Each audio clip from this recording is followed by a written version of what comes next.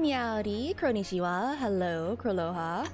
Have we figured out what happens if a VIP rolls a 1? Apparently nothing. But, hello, hello. We are, dead, apparently. We're in a graveyard on the screen now. Oh, man. Who? That quickly? Well, amazing. Anyway, hello, hello. Also, no, I'm not going back to the coroner's office. Don't make me get the spray bottle. I'll be able to articulate words in a bit. I need more tea in my system, and by that I mean any tea in my system. It is in front of me. Hello. Good morning? What do you mean good morning? I hit my mic, I'm sorry. What do you mean good morning? I mean, it's morning somewhere, I guess. You know as well as I do that neither of us are in the morning right now. Okay. Is it really morning if it's midnight, though? Like, I don't know. I feel like if it's not morning until I have gone to sleep, and therefore, if it's bad enough, 7 a.m. is not the morning. I don't know what you're talking about. But Corn or Mommy... I will get the spray bottle. I will find a way to get a spray bottle. Okay. Well. You know, let's be real, it probably is gonna have us go back there at some point, but for now, I'm gonna ignore that. She is no one's mother. Well, actually, no, she is a mother. Shoot, wait. Dang it. Morning doesn't happen until at least 12 p.m. for me? I don't know what you're talking about. That's, hearsay. Yeah, no, she's literally a mother. I had to backtrack on that one. What was I doing? It has been one day and I've completely forgotten what I need to do. I finished talking with you about these, and I think that's where I left off. Do I need to show you anything that I have picked up? Are you sure you don't want to see the giant wooden birdcage that I've stuffed into my pocket? Is it gonna be the picture again? Why is it the picture again? Why does it always show the picture? Okay, I've already seen this dialogue. That is not what I showed.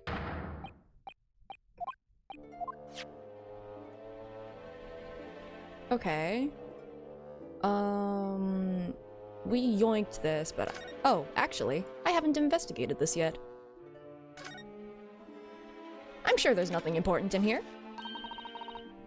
I can't believe they put a working camera on the wax figure. What is the point of that, actually? What a wonderful machine! You really love contraptions like this, don't you? Oh yes, anything mechanical I find absolutely irresistible. Almost irresistible, surely. Why does he use 2 different screwdrivers? Just to screw with people. To catch wax thieves. Well, whenever I see a pocket watch, for example, I can't help myself. I simply have to take it apart. That's worrying. Yes, Father tells the time by the rumblings of his stomach now. He's given up having a watch. I mean, you could have put them back together. What's their drive to screw with people? I get it. Poor Professor Mikotoba. Oh! You want to bet that this is wax? It's not wax, is it? Oh god. Where did you get this camera from, Madam Tusples? Every time you see a drawer, you have to open it? Are you sure that's not the cat instinct within you? Should have made them use the hexagon one. No one has those. Okay, but I think that... Wait, hexagon ones? Oh my god, yeah, no, why? It's just a bit of ink. Look, Mr. Naruhodo. What is it? On the bellows just here, there seems to be some very dark red stains. Yes, you're right. We've never seen anything like this before. Oh, ugh, PC being weird. Looks like blood, actually. Oh my. I'm sure it's not what you're thinking.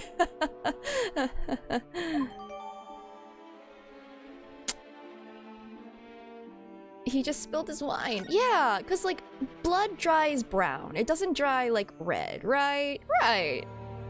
Therefore, it's obviously... Okay, I guess this. It's nothing to worry about. Oh, look, the cover came open. Yes, now, there should be a glass plate inside. You have to change the plate with each new photograph you want to take, you see. It doesn't look like there is one. Is something wrong? There is no plate. It's been removed. Oh. What a pity. Oh, I missed that entire thing.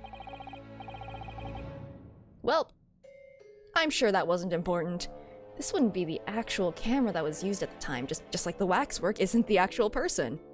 Just in case, though. Poke, poke, poke. So, we'd never have found a photographic print of the executed convict coming back to life, anyway. Oh, yes, you're quite right, of course. Poor Susato-san, she looks devastated. Oh well. Is that it? All we needed was the stain? Yeah, that makes sense. Hey, Sholmes! Damn it! You don't want to test the thing? Find out if it's actually blood? Guess not. I've already shown you this. Alright, I think that's it here then. I mean, unless I want to, like, look around, which I guess I could. Nope, that owl is nothing to worry about, clearly. Alright. Wow, it's just these two? Okay. This must be the killer, the fiend known as the Professor. Yes, I think so. According to what Madame Tuspel said. He killed 5 victims, all of noble or royal blood. The waxwork is so lifelike, isn't it? Like all the models in this place. I know, it looks like it could start moving at any moment, doesn't it? Only it, had a head, that is. Don't stay after dark, or else you get thrown into FNAF. Or, you know, night at the museum, one of the two. Perhaps we should examine it in a little more detail. Ooh, get up close to the terrifying thing. That's fun. That's it, alright. So, this is the condemned man. Yes, the so-called professor. Then perhaps his head was chopped off by a guillotine. No, we're not in France, Susato. But unable to find peace, he emerged from his grave as a headless ghost. Do we have to entertain such terrifying ideas, Miss Susato? Anyway, I'm sure the model had a head once. There's a metal fitting for it, see? But what if he had a metal fitting? Okay. Then perhaps Mr. Sholmes absent-mindedly forgot to reattach it? Oh, that's an extremely absent... You could even say head empty, head missing, in fact. Absent-minded detective you're describing, isn't it? Or perhaps the thief absent-mindedly forgot to include the head when they returned it to the museum? That's probably more likely. And that would be an extremely absent-minded thief. Could there have been some reason why only the head wasn't returned? Well, whatever the reason. Is it still on the body for this case? Is that why? Because no one else is allowed to examine the body. No need to lose your head over it. Well, whatever the reason, it means we don't know what the face of the infamous professor looked like, do we? It's Odie Asman! Maybe. Oh. Oh? There's something caught just inside the convict's jacket here. Wait, where? What? It looks like a piece of broken glass, and quite a big piece, too. You could even call it a crystal, perhaps. Maybe from the Crystal Tower, haha. Heck yeah, T. It's very thick, isn't it? About 5 times thicker than normal window glazing, I'd say. Where could such a thick piece of glass have come from, I wonder? Oh, the world will never know. We'll never know. I suppose it must have been made thick to increase its strength? But why? Well, perhaps because the glass had to span a particularly wide area, such as in a big building, perhaps, or a tower. Well, we've seen a large glass building recently, haven't we? And some of the glass was broken, too. You don't mean... Well, I'm glad that they actually threw that out there. Exactly. The Crystal Tower at the Great Exhibition. Yeah, I was just joking because I didn't think they would be putting this together until later, but hey. I'll take a revelation, a fresh revelation, hot off the presses. But why would glass from the Crystal Tower be lodged inside this waxwork's jacket? Oh, you know, as I gesture towards my conspiracy board that I've had up since the beginning of this case. Makes you think, doesn't it? Makes me put some more red string up there, pointing, gesticulating at it. Earlier in court, we established that the kinesis experiment was a trick. And now, we discover this fragment of glass here in this waxwork. Is it just a coincidence? It never is. Okay. I wonder if 139 is like an important number to remember. Oh?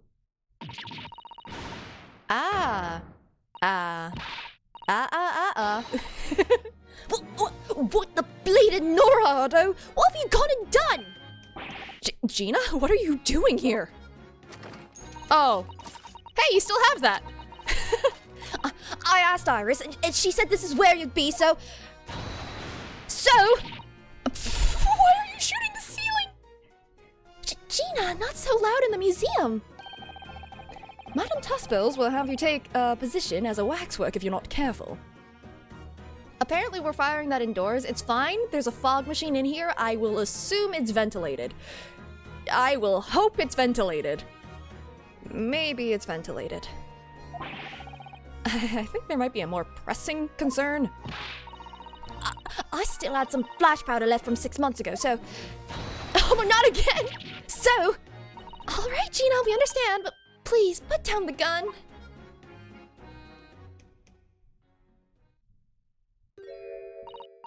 Sorry, I got scared. You should try being the one on the other end of the barrel. I don't know, she fired up. Unless you were floating above her, you know.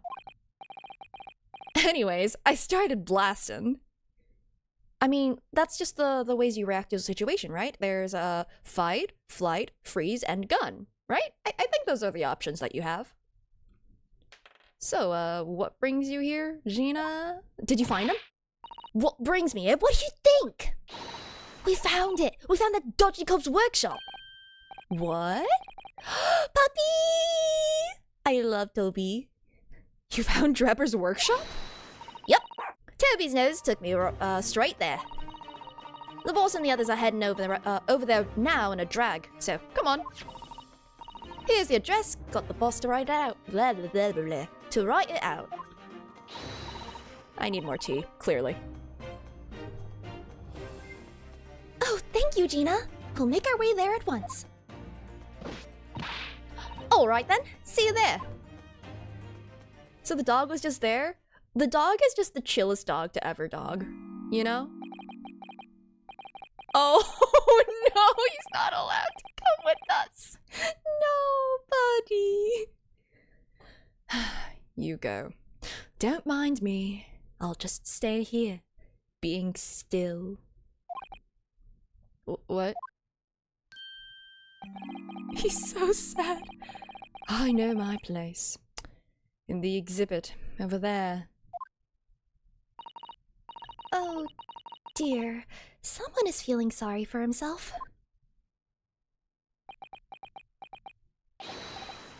Aww! He's like a dejected puppy! We have a puppy of our own, I guess. Let's go, Mr. Sholmes. You're coming. Your words hearten me, I must say. But if I were to shirk my duties here, Madame would have me pay monetary recompense. And Iris's dinner Ryunosuke, no, he's doing this up. He's playing you. And Iris's dinner plate would be empty once more. Forget that, I'll pay for everything. Oh, buddy. You got played. They have more money than you. Then there's not a moment to lose, my dear fellow. I shall hail a carriage at once. No offer to share the cost from Mr. Sholmes, then. I shall gladly pay half, Mr. Naruhodo. Thank you, Mrs. Sato. Right, let's go. Maybe if we tell Iris... It sucks that we have to ask the 10-year-old, but I think she earns more money than everybody in this household. What is that giant pencil? Oh. Hey, an arrow. Oh, wait, arrows. Well, we know whose crossbow it was. This kind of looks like a toy shop. Bit weird. That looks like... Oh! It's another super high voltage instantaneous kinesis machine. Indeed, it would appear so, though only a prototype, naturally. Oh, so you got here then. Gina, well done for finding this place. We didn't even have to move here, it just took us here on its own. And in such little time, you've really worked miracles. It's Tobio who's the miracle worker. Oh, I love little gun-armed Toby. It does look like it was made by Doofenshmirtz. Bark. Oh, hi. Are you okay? What's up with Seagull? Ah, thought you lot would show up before long. Hello, Inspector. That's, one knitted brow. Are you, like, allergic to the dog or something? He looks like he's eating a lemon, not a bag of fish and chips. Don't you put lemon on fish and chips? So, Inspector, is there any sign of the engineer? Oh, never mind, you're fine now. Sadly not. We, didn't find a soul in here. Oh, what a shame. Well, thank you for letting us know about this place and, giving us the chance to investigate. According to what Gina tells me, he only found it thanks to a clue that you lot turned up. I wouldn't want to say, go to Paris with a debt of gratitude unpaid now, would I? Aren't you supposed to play it? Oh, wait, no. The secret part of it is that she's going with you. That's what... Okay. Thank you. He's a really upstanding guy. He keeps raising death flags for himself, but he's a real good guy. Anyway, if you're open to snoop around in here, I'd get cracking. Lord Van Zeeks and the forensic investigation team are on their way here as we speak. Them again. I imagine you've got the picture by now. They don't take too kindly to lawyer types. Right. So then, my dear fellow, let's turn this place upside down whilst we have the chance. Hello. It's not just delicious, it is endless. And I think they acknowledge that too. And you, Sholmes. Pardon? They take even less kindly to great detectives than they do to lawyers. Oh, very droll, Gregson, very droll. But you may consider me nothing more than an inconspicuous waxwork model. I don't think he's gonna get that reference. Right then, let's see what we can find in here. Alrighty. First of all, crossbow bolts. This is... Did Sholmes? Sholmes said that he couldn't tell us about it. At the very least, he admitted that he knew, but he said that he couldn't say anything about it, and I believe that everything's related to the Baskerville thing that keeps getting foreshadowed, and I don't know why. This is... It's a European-style quiver of arrows with steel bolts inside. Those look like wood. Oh, do you suppose, Crossbow bolts. Why does saying those two things together with oh man. Crossbow bolts, these. And just the right size for the bow you lot turned up at the exhibition grounds. In other words... Yep, that's more evidence to support your theory. All goes to show that Drebo was the one pulling the strings behind the scenes of the whole scam. I feel like he's not the one pulling the strings. I really, really feel like... Yeah, he said something about waiting for the court. But we do know that we're going up against Kazuma. He's gonna be there. Why can I investigate this again? Oh, it's weird. There's no check mark next to it. Huh. Oh, there is. It blended in with the quiver because it's red. Oops. Hey, nice job. I'm sorry, Mr. Naruhodo. That machine is covered by the Special Dispensation for Scientific Equipment Act. There would be serious repercussions if you were to examine it, from the Crown and the government. And what are they doing? Well, those two don't seem to be holding back. I mean, 3, I think Gregson is looking at it too. It's quite hollow inside. No working parts or devices of deception to be seen, my dear fellow. No loose change dropped on the floor or nothing. Not even a bone for Toby here, my dear fella. British people are very much ruled by their own ideals, aren't they? I think that's just these two, Mrs. Sato. 3, look at Gregson over here. There's a door. This door doesn't want to open. Yeah, looks like it's got a pretty hefty lock on it. There's a specialist locksmith on his way here from over from the yard, so hands off till he gets here. With permission, Inspector, I could have that lock open in less than a minute. Well, you don't have permission, and no one's given it to you. Gregson looked as though he really enjoyed that. Well, there's no sound of anybody on the other side. Cut to Drebber on the other side of the door, holding a hand over his mouth like, oh my god, they don't know I'm here, right? Oh no! No, Drebber must have fled at the first sign of danger.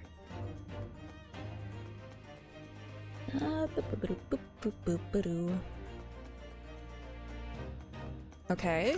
Trophy. Participation trophy? Oh, this appears to be most interesting. Yes, most interesting indeed, wouldn't you say? Well, it's an wait. Oh! I forget that that's not like a normal thing. I forgot the time period for a second. It's an impressive looking back massager, and that's for sure. I've no doubt that if you hit your shoulders a few times with that, your aches and pains would soon go away. It's a Royal Society trophy for excellence in science. A young scientist could wish for no higher honor. Would you like a massage? No, I'm fine. Thank you. I had no idea it was such a grand thing. I think it's becoming increasingly clear that there's much more to this Mr. Enoch Drebber than conjuring tricks. Huh, I couldn't agree more, my dear madam. And how about you, Mr. Naruhodo? Wouldn't you like to take it with you? Let's steal more evidence! For your tired shoulders, of course. Oh my god. Stop bullying him! He's not gonna let that go, is he? It's curious, though, isn't it? You would expect such an important trophy to be proudly on display somewhere, not haphazardly cast aside. English gentlemen can be quite a mystery at times. Ooh, let's take a look. I'm gonna take a look. We don't need to think about the weird thudding. It's fine. It's fine. Let's take a look at the stuff that we've picked up. Ooh, glass. This piece of glass is almost as thick as it is wide. Yes, I've never seen anything like it. It's not really as thick as it is wide. It's really not the case. If you were to compare it to a human, only Mr. Sholmes has such thick skin. Dang. There's really no need for such a comparison, Mr. Naruhodo, as you well know. Anyway, it can only be from the Crystal Tower, surely. Yes, I think so too. It was probably made especially to meet the demands of that great structure. Okay. Wait, there's nothing else on here, right? It's just the... Okay.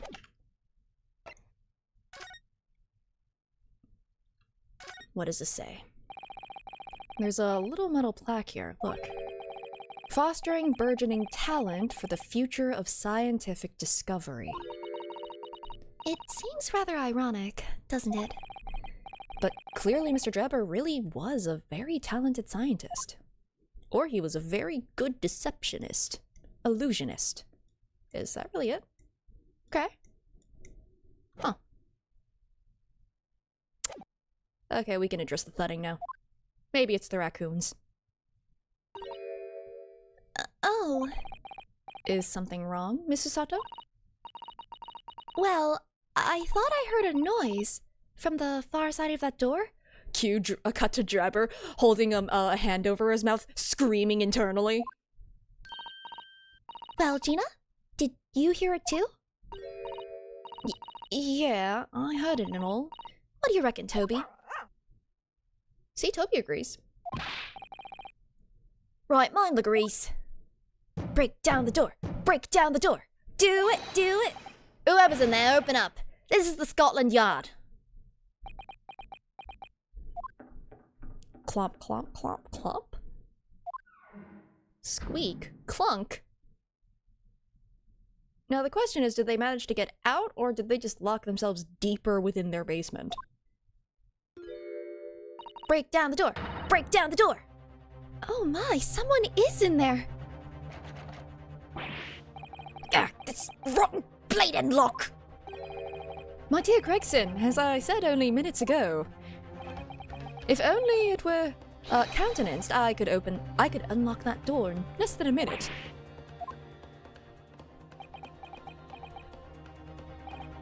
Fine. Take the rap for it. Just get us through that blasted door. Click. If everyone has an animal companion, does that mean that Gregson cooked his? Oh no! He just cooked a phoenix because that thing keeps coming back. I mean, but you know, fish. Fish phoenix? Fishix? There, you may enter at will. You've confused minutes with seconds, I think. Time is of the essence, I feel. What are we waiting for? Nothing for it, I suppose. This is an emergency. Man, everyone is just doing that thing where they put their hat over their eyes so that it looks very dramatic.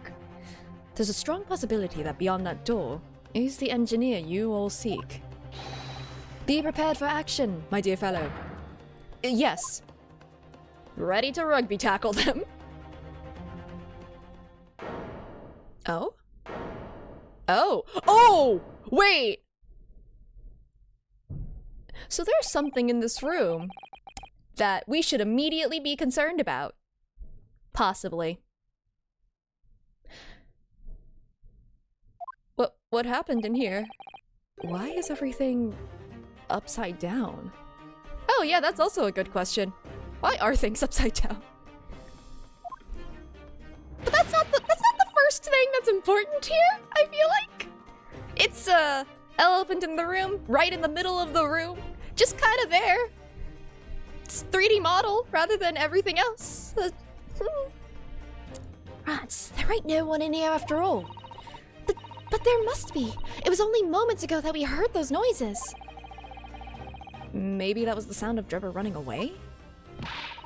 But there's only one door into this room. Well, there's footprints at the top of the ceiling. Maybe they've never seen sticks of dynamite?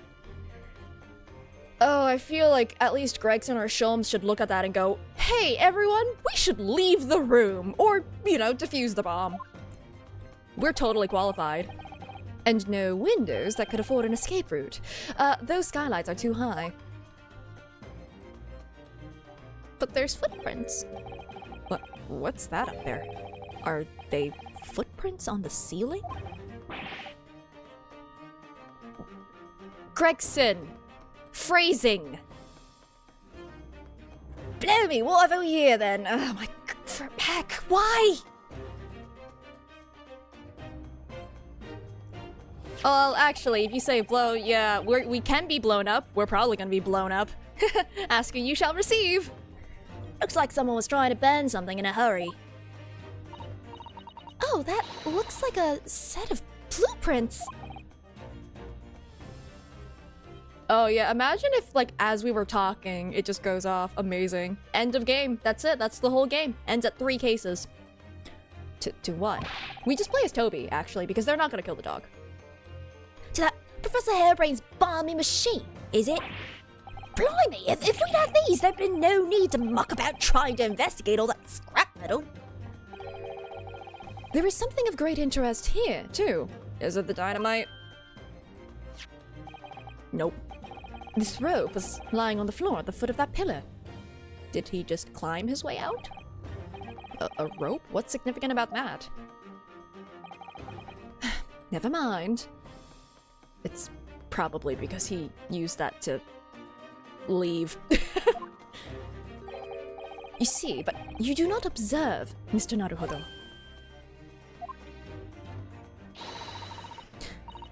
We must investigate the entire room thoroughly, and before the forensic investigation team arrive too.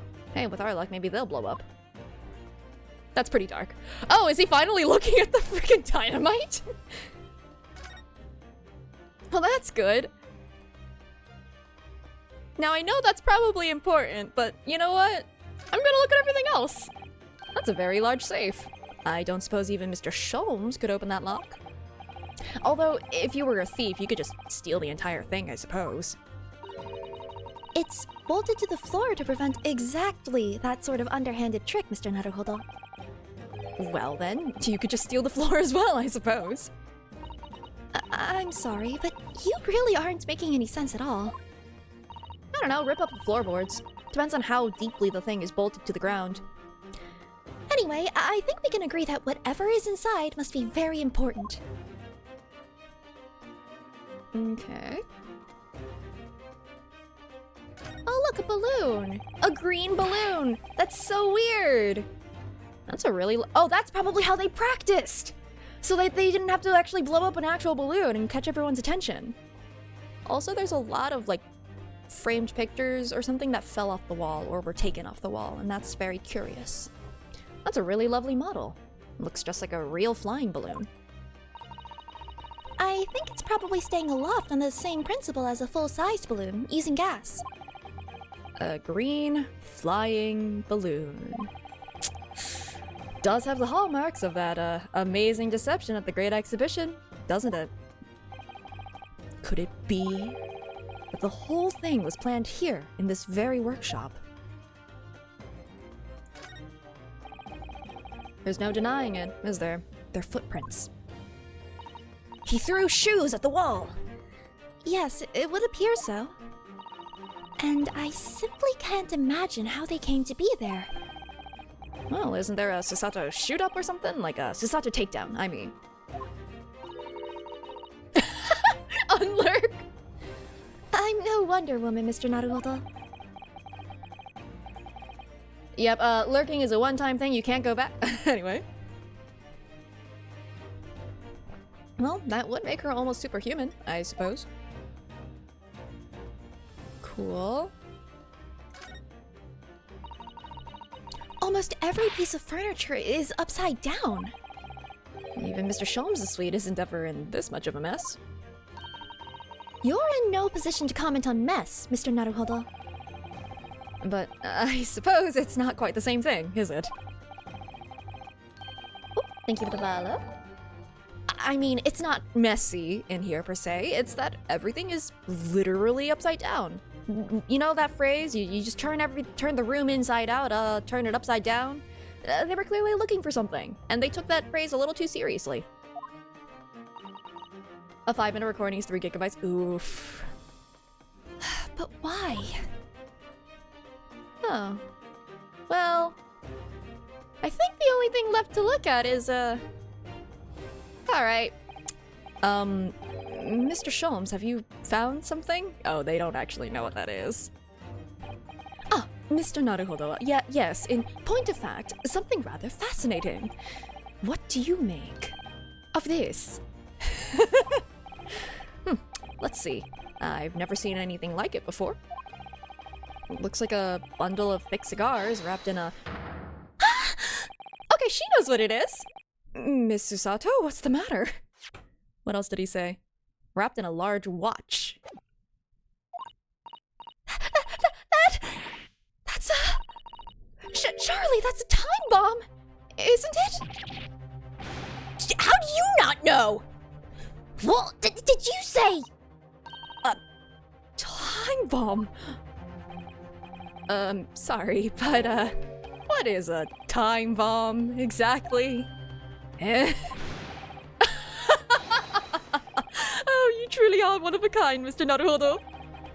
I won't take that as a compliment. You don't know nothing, do you, Otto? You, haven't got a clue what it is either, have you, Gina? I invite you to consult a dictionary later, Mr. Naruhodo. But this particular specimen is no time bomb, though I confess it has a very similar appearance. Well, it wasn't lit, I guess. Oh, well, thank goodness, but then what is it? A pipe bomb? A weird fancy watch. I see, so that's it. Goodness, Mr. Sholmes, have you seen to the heart of the matter? There are times when I consider my lot most unfair. For I'm fated never to know how it feels to flounder, as you do when a puzzle presents itself. But I have learned to accept the hardships that come with being a great detective, Mrs. Sato. Now, here we go. I feel a great deduction coming. Oh, I've missed these. Once again, I can draw two conclusions from the scene we see before us. The first is that the inverted nature of the furniture in this room is the work of Trevor himself. Oh, but how could you... And the second conclusion is that the small device on the floor there is, without question, completely genuine. Uh-oh. His conclusions are usually right. They have been right. It is just that the method, oh god, that's an actual bomb. Uh-oh. Please, Mr. Sholmes, you must explain everything! Also, didn't you just say that it wasn't a time bomb? It would be a pleasure. After all, it is a great detective's civic duty to teach Scotland Yard the finer points of the trade. Oh, this is why he's been scrunching his face. Well, Inspector Gregson seems delighted with the idea, anyway.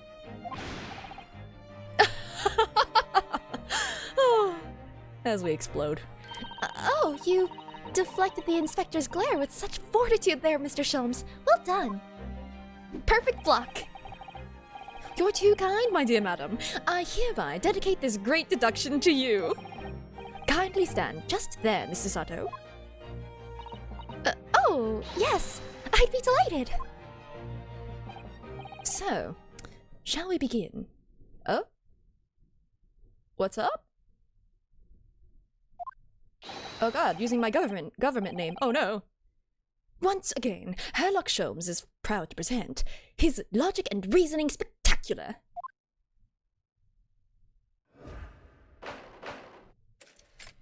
Hot potato. Oh no. Hot bomb. Okay, you know what? I will fix this post-haste. Oh, Sasato's so happy. I'll just let her keep being happy on the screen. Hold on, I'll fix this. I'll fix this. I can fix it to this music, I swear. Man, and I'm like, oh yeah, I started the stream with, oh, they both broke? Dang it. Okay. I can do this. It's fine. Everything is fine. Nothing has gone badly, ever. Up.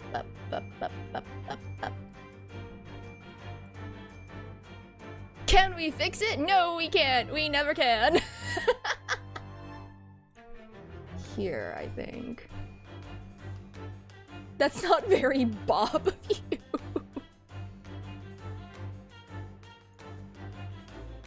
Heck, how do I change things again? Oh, man. Oh, here. This is where you change things. Okay, this is fine. Everything is a-okay. Oh, that's probably why it didn't work. It wasn't the full link for some reason. Okay. And now... Oh, wait, no, to change it on the other one, I'd have to log out, log back in. Okay, I'll do that one later. It's fine, it's fine, it's fine, it's fine. Everything is fine. It's okay, it's okay. I fixed one of them. I'll fix the other one after. Hopefully I'll remember. It's plain to see that this room is in complete disarray, like my channels apparently. The bed, the table and chairs, the lamp, everything is upside down. Almost as if every item in the room had, until recently, been happily positioned on the ceiling, before falling straight down onto the floor. Oh, that part's the true part. Why did he glue everything to the ceiling? Or does the room rotate? Does the room rotate? No shot. That would have made more noise, right? Every item in the room was on the ceiling. Are you suggesting that... Indeed, the key... Hey guys! Why did this person write the safe code on the bottom of a chair? 43-something-582. Amazing. Indeed, the key here... Oh my god, he has levitation powers! What the heck? It's gravity. It would appear that technology has at last succeeded in freeing us from the great pull of the earth. She's seeing this happen! How? For the gravity in this room was reversed, and then suddenly restored to normality. Goodness, There's also a flower over there, I think that'll be important. The inverted furniture clearly reveals the truth about the part gravity played in this whole business. I quite understand your skepticism, Mrs. Sato. I too was incredulous at first. Do they really grasp the gravity? Exactly! However, my conviction in my analysis was cemented when I observed this. An anti-gravity device, almost identical to one that featured in a dream of mine, only the other day, in fact. You can't use your dreams as evidence. You can't. Is this where I say that the other day I had a dream where Herlock Sholmes made fun of me for being unobservant, and that was like it? Anyway. But then, why does it have a clock on it? A most relevant question indeed. That is a timing device that controls when the gravity direction will switch. It was revealed to me in a dream. Sir, that's dynamite. It might be. No, we gotta drop it with the force of 1,000 suns. There was clearly a requirement for the engineer to be able to restore normal gravity automatically. And the commotion we heard earlier from the other side of the door was the moment that restoration occurred. Plonk. Yes, the reason why everything in here has been turned upside down is because of the anti-gravity device. So you see, we need look no further to explain the state in which we now find this room. It's the gravity device because it blows everything sky high when the time runs out. You know what? You're not wrong. We do defy gravity if we get blown upwards. The direction in which gravity acts in here was reversed by Mr. Trevor, before being restored to normality in an automatic fashion sometime later by the timer device. What's really funny is that, like, listen, I know I give this man too much credit. I'm trying to figure out, like, how this, like, would, like, convert to a reasonable explanation. I think it's because this particular explanation is basically in line with how Drebber does his, like, you know, deception. It's very much like the instantaneous kinesis machine. So either he's done something like this before, as a hoax, or it's just parodying him, I don't know. I have witnessed precisely this scene in a dream I once had when I fell out of bed. God, just watch. A bed is somehow gonna come into this. Sleep is somehow gonna come into this somehow. Oh man, alright. Or maybe the resurrection the guy saw was in a dream. Now, let us consider the next conundrum. What was our engineer friend's aim? A crossbow. Indubitably, the greatest clue we have yet to explain his actions is above our heads. Yes, how is it possible that there are footprints all the way up there on the ceiling? Probably the rope. Probably the rope. You know, the one that Sholmes found, realized that Ryunosuke didn't realize what it was for, and now he's playing a prank. A question whose answer will lead us neatly to the truth, my dear madam. Oh my god, is that the reason? Is he just playing a prank on him because he didn't realize what the rope was for? The reason there are footprints on the ceiling is because of the nearby skylight. Of course, Drebber's aim was singular, to escape. However, there is but one way into this room, excepting the skylight, that is. Unless there isn't. Oh, God! Oh, hey, this was my joke answer! By inverting the gravity in here, Drebber was able to fall conveniently to the ceiling and make his escape via the otherwise inaccessible skylight, leaving those footprints behind on the way. But the ceiling in here is very high, Mr. Sholmes. Please come down from there. If the gravity reversal was sudden, wouldn't Mr. Drebber have fallen up to the ceiling rather violently? Falling up is both scientifically and philosophically a rather interesting concept, I feel. But the man who was cornered with nowhere to run, so escape through the skylight was his only option.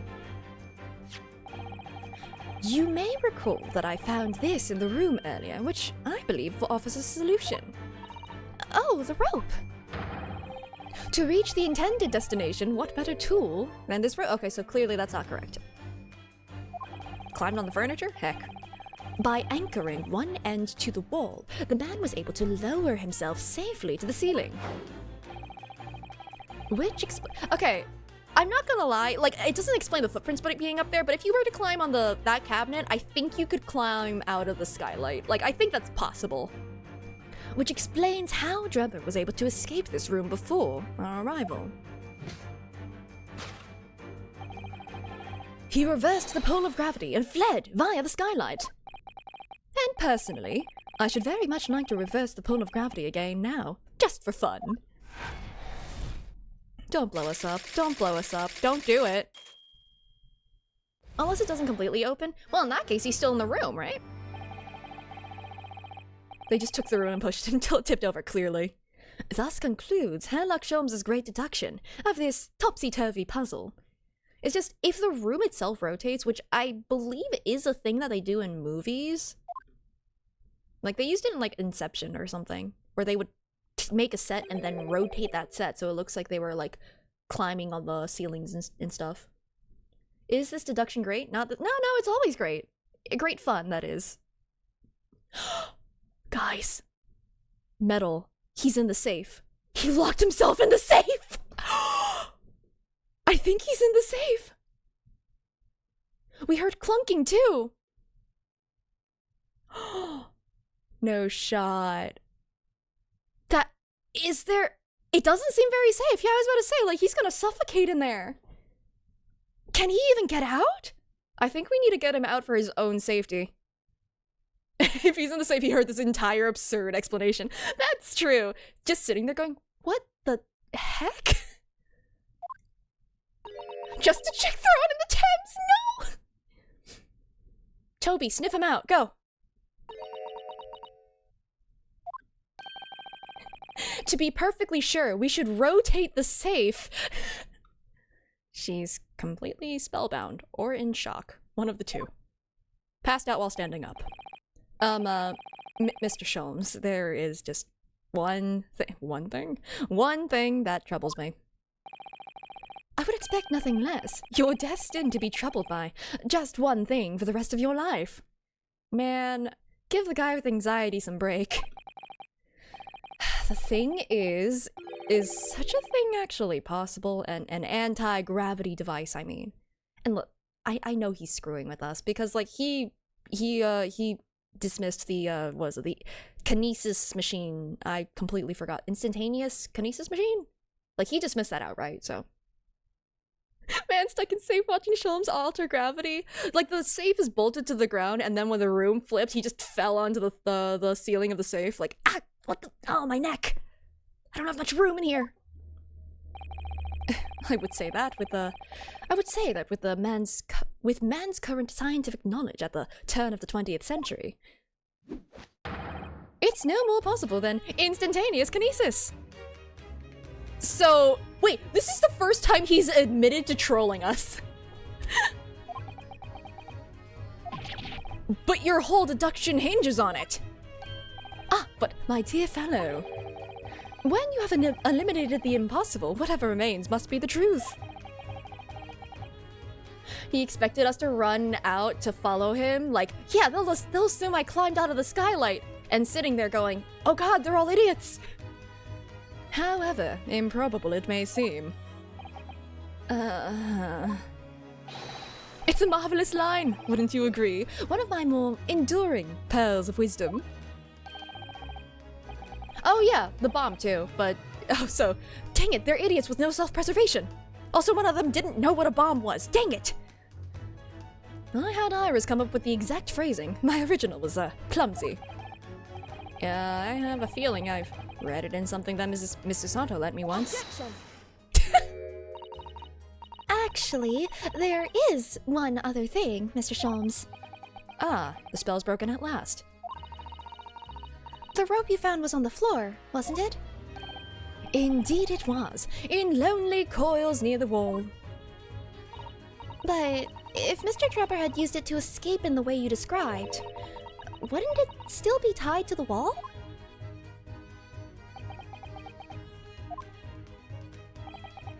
Mysteries inevitably unravel in the end, as I think you'll find, do ropes. And as evidence of such, you need only look at the mystery we faced in this room, now skillfully unraveled. That argument is as circular as the coils of rope. I think perhaps we might need to give Mr. Sholmes the usual little helping hand. I'm sure with some minor corrections, the great detective's great deduction will lead us to the truth. Yes, you're right. And we must do it quickly before Enoch Drebber gets too far away. I thought he was gonna say, like, before Inspector Gregson gets him. If you're ready, then let us resume. Sherlock Sholmes' logic and reasoning spectacular.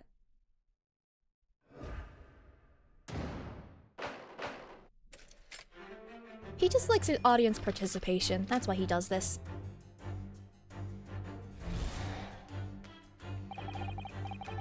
It's plain to see that this room is in complete disarray. Oh, right, yeah, no, he already said this. Ah! I need to get to the part with the bomb. I mean, the anti-gravity device. The fact that that's actually true, though, that it was on the ceiling and fell to the floor, is interesting. Also the safe combination. We could probably just look at that safe combination and just skip all of this, actually. 43258... What? I don't remember that last number.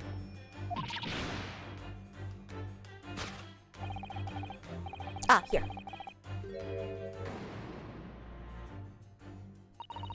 To think gravity could have been reversed in this very room, I find the whole idea utterly enthralling. Only Mr. Sholmes could conceive of such an explanation. But the man himself admitted it was a scientific impossibility, so... Yes, you're quite right. We must completely discount the idea at once. Oh, that is unusually merciless of you, Mrs. Sato. When you have eliminated the impossible, whatever remains must be the truth. The great detective himself said so, didn't he? While refusing to part with his dreams of anti-gravity devices.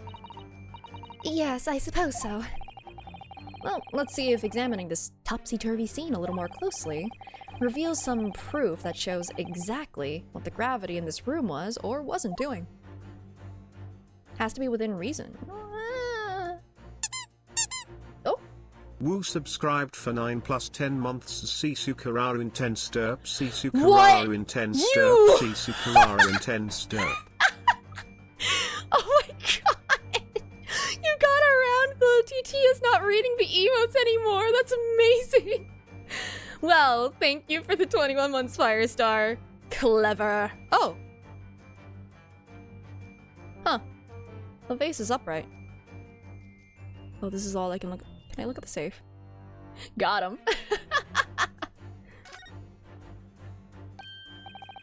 Oh wow, those are some big screws. Oh, look, Mrs. Sato. When everything seemed to be upside down in here, the safe is conspicuously the right way up. Have you noticed? Yes, that's true. But look more closely at the safe's feet. I just want to open the safe, to be honest. Oh, that's a lot of very large bolts fixing it to the floor. Think before you speak. That's what you wanted to say, isn't it? I really put my foot in my mouth there. I certainly didn't say that. She did think it.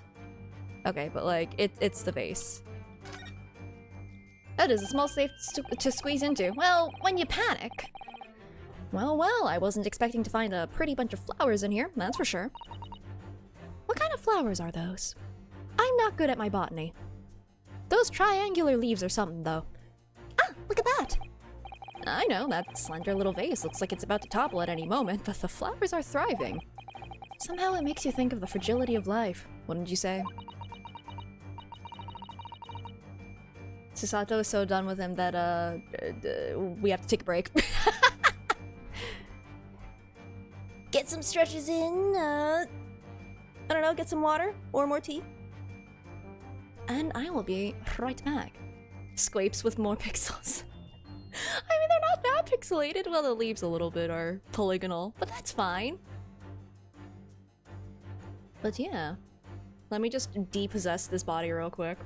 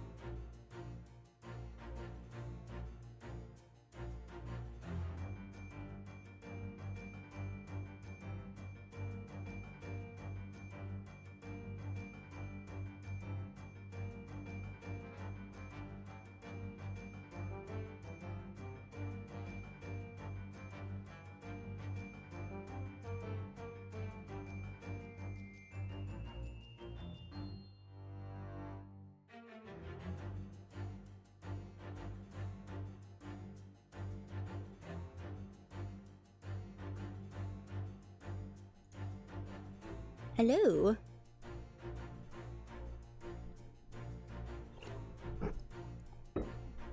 And now that we are done, you know, contemplating what he said and his unobservant nature, Let's go back. do you think these are like petunias or something? Kinda looks like that. Maybe. I don't actually know. Regardless. To be honest, Mr. Naruhodo, something else about it made a rather deeper impression on me. Do I just present it then? Take that! Okay. Yunosuke just never figured it out. Okay. The upright vase clearly reveals the truth about the part gravity played in this whole business. It didn't. Upon my word, Mr. Naruhodo, you've surpassed yourself by completely turning my argument on its head. Trying to impress your assistant here, perhaps? No one is trying to steal your spotlight here, Mr. Sholmes. You move it around with the snap of your fingers. Clearly we can't. Trust me. As you rightly say, though it appears at first glance that all the furniture in the room is upside down. This unassuming, slender vase is standing keenly to attention. And unlike the large safe, there is... Safe starts sweating. There is nothing affixing it to the floor. And it's the exception that breaks the rule. Oh, you know what his initial deduction is? It's probably what Drebber wanted us to think. Well, not the anti-gravity thing, but like, that he, like, climbed out the window somehow for some reason. A bit elaborate, but considering. In short, much as it pains me, the gravity in this room was never inverted at all. My deepest sympathies for your loss. Oh, poor Mr. Sholmes. But the show must go on, so let us continue with our deductions. Joke's on you, I glued the vase to the floor. Well, now that we know this contrivance is not in fact an anti-gravity device, there remains but one other possibility. It's a bomb! You don't say. Someone deliberately turned over every piece of furniture in here. Oh, actually, he's probably not in the safe, but he was probably getting something from the safe. Right?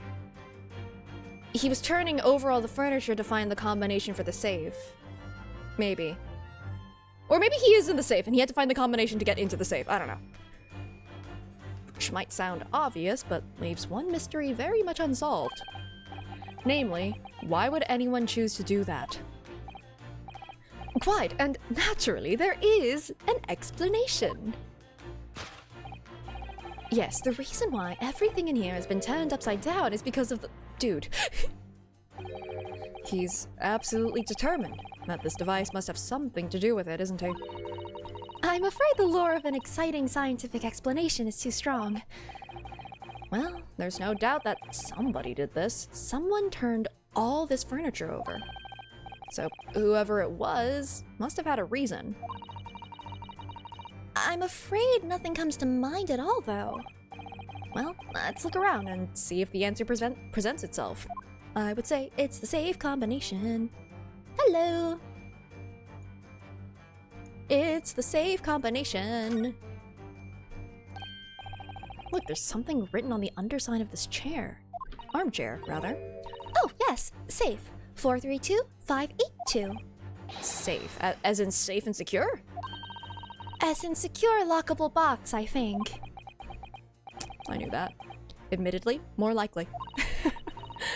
Well, there is a large safe bolted to the floor on the other side of the room, so yes. So you mean this number would let us open it? I wonder why it's written here, though. I'm pretty sure it's just this. Yeah.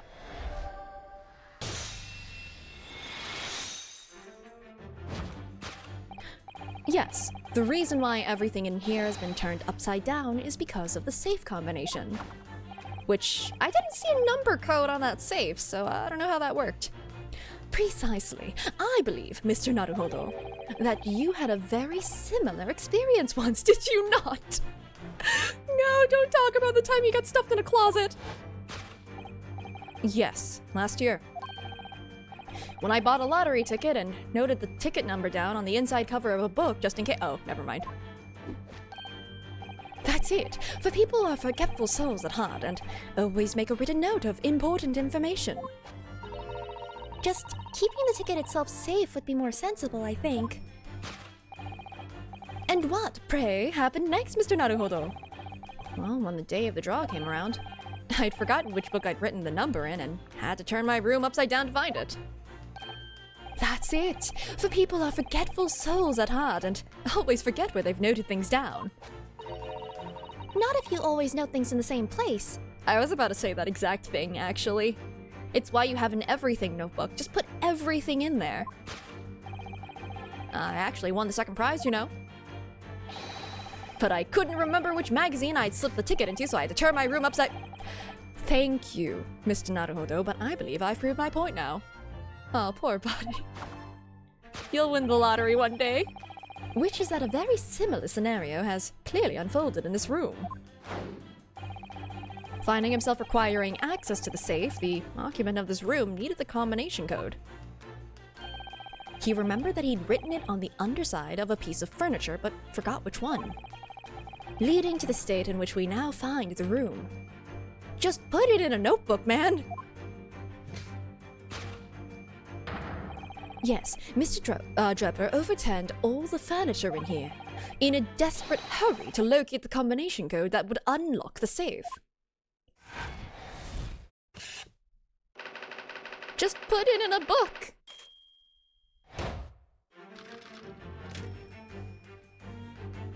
Alright. Or maybe... Do you think that the safe could have, like, stairs in it? Or the safe code on the inside of the bomb, you have to get it. You have to blow up the bomb in order to get to it. Okay, this is still the same.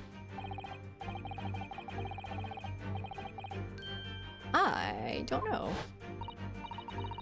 How is it possible that there are footprints all the way up there on the ceiling? Question whose answer.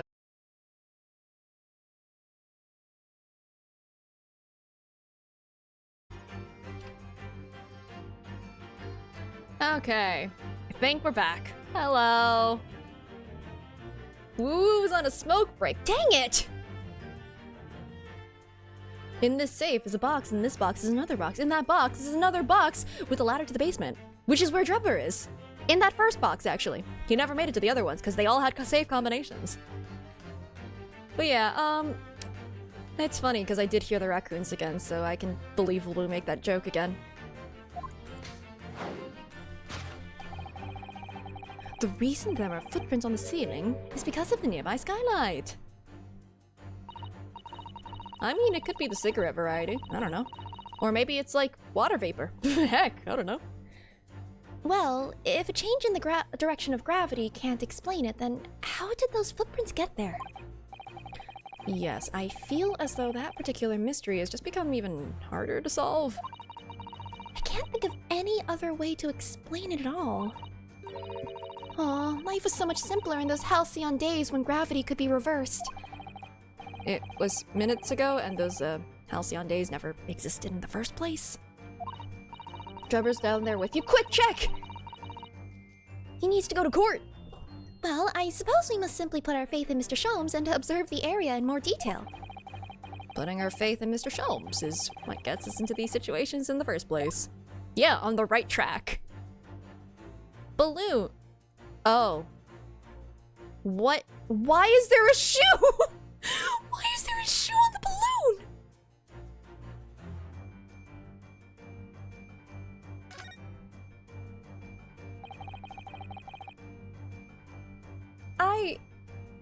I just don't know how to respond to this one, actually. This just... It's hard to believe, but... There's a shoe up there! Look! It can be made... But why did he do it? Oh, yes, and there are more footprints on this little balloon, too. Perhaps the shoe was thrown up there and became lodged, do you think? If so, then judging from the number of footprints, it must have been thrown up several times. Why did he throw a shoe? Well, yes, but then, like, there's also footprints on the, like, the ceiling next to it, and also there's just one shoe. Did he lose his other shoe and go, okay, shoe, go find your other half? Yeet! Why would anyone be throwing shoes up at the ceiling, though? Also, it's balancing really well. Oh dear, that's, beyond me, I'm afraid. Well, Take that! I mean... Sholmes is gonna have to tell me what this means. They saw us maybe they saw us bug, yeah. The reason there are footprints on the ceiling is because of the nearby shoe. Meanwhile, Gregson and Gina is sitting on the side like, what are they going on about? Why is there a shoe up there? And on closer inspection, there are clearly footprints all over the balloon as well. In other words, the aim was never the skylight at all, but the balloon. But for what purpose?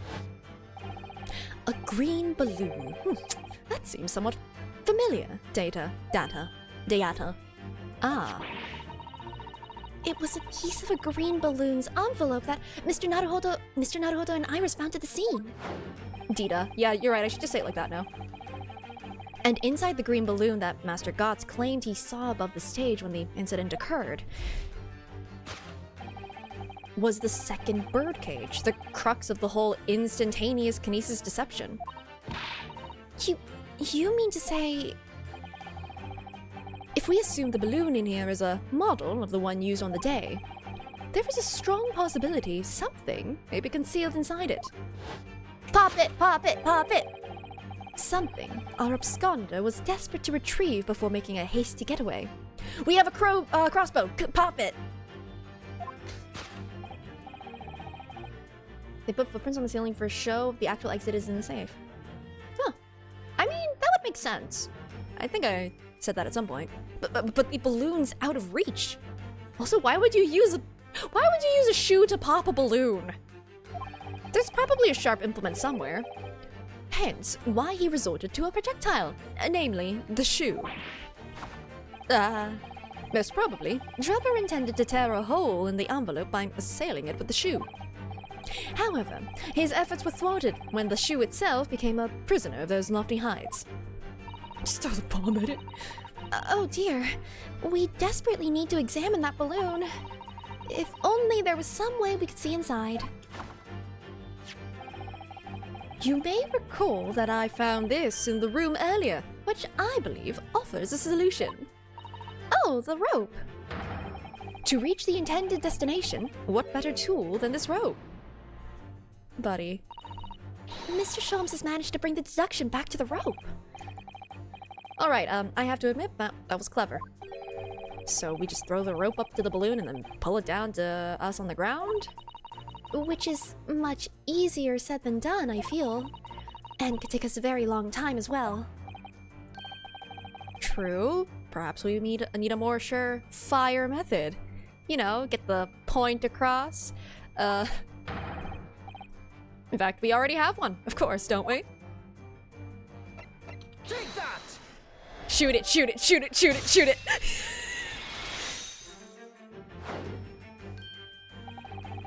To reach the intended destination, what better tool than this crossbow? That he didn't have, admittedly. But we have it! Oh wait, didn't we hear cranking? That was found at the scene, in fact.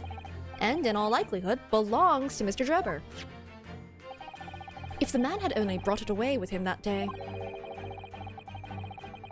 Oh, don't worry about it. Everything's totally fine. Don't worry about the dynamite on the floor. Gina, shoot it! He could have avoided losing a shoe at such a critical time as this. Drebber's just sitting in the safe. One shoe gone. Stuck on a balloon. How sad. So, shall we? Your curiosity is deeply stirred, no doubt, my fellows. My dear fellows, rather.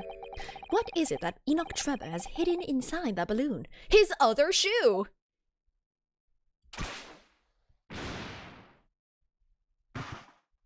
I'm sorry?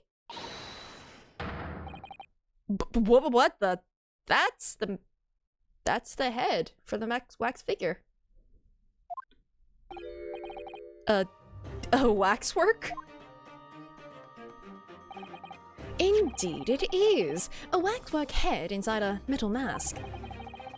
A mask that is shut-tied and fastened with a strong and quite impenetrable lock. So, we can't see- We're still not allowed to see the face of this freaking- okay. So we can't see the face inside, that means. We'll never know! Until like 2 cases later. Just a moment. This is the head of a waxwork model? Does that mean... Oh, goodness! I see you've joined the dots, Mrs. Sato. Excellent! Ah, of course. A headless waxwork model. The case of the abducted Madame Tuspill's model that you'd largely solved. It was only the head of the killer that was still missing. Indeed it was. But I believe Madame Tuspill's will now have to settle her sizable account with me. This, as you have now surmised, is the head of the infamous professor. Yes. But why is it here? This conclusively confirms my suspicions. The man responsible for stealing the professor from Madame Tuspill's and returning it, is it Santet? Sans Undertale, earlier today was none other than Enoch Drebber. How many locks will crack open to see the professor's face? We'll never know. We're not allowed. It's impenetrable. Guess we'll just never know. This is incredible. Professor Harebrain's case and the waxwork abduction they're inextricably linked by Enoch Drebber's workshop. Bum, bum, bum! I've been saying this the whole time. Can we open the safe now? Well, it appears our logical pleasure cruise has come to an end, my dear fellows. All that remains is, yes, to speak with the architect of this adventure. The architect? You mean Mr. Drebber? As it seems quite impossible that he escaped via one of the skylights, obviously, the man must still be here in this room. Holy moly, did that guy... It just hit me that this guy turned over the entire cabinet on his own. That's like... That would take a lot of strength, no? I feel like at that point he could just grab onto one of the wooden beams and pull himself up. Obviously, the man must still be here in this room. What? And his location should be abundantly clear. If you simply reflect on the journey we've made together during this deduction, Enoch Drebber is right here, somewhere in this room. Slowly suffocating, probably. So, Mr. Naruhodo, will you do the honors? Yes, of course. Mr. Drebber's hiding place must be the... safe. Wardrobe. Can I check this? If you need to hide, there's no better place than a wardrobe. I stand firmly by that. Yes, you had some experience of that yourself a year ago, didn't you? This is the only reason I clicked this. I'm pretty sure he's in the safe. We'll find him in there. Mark my words, he'll be curled up in a ball, trembling and hungry. In fact, my own hand is trembling just thinking about making the discovery.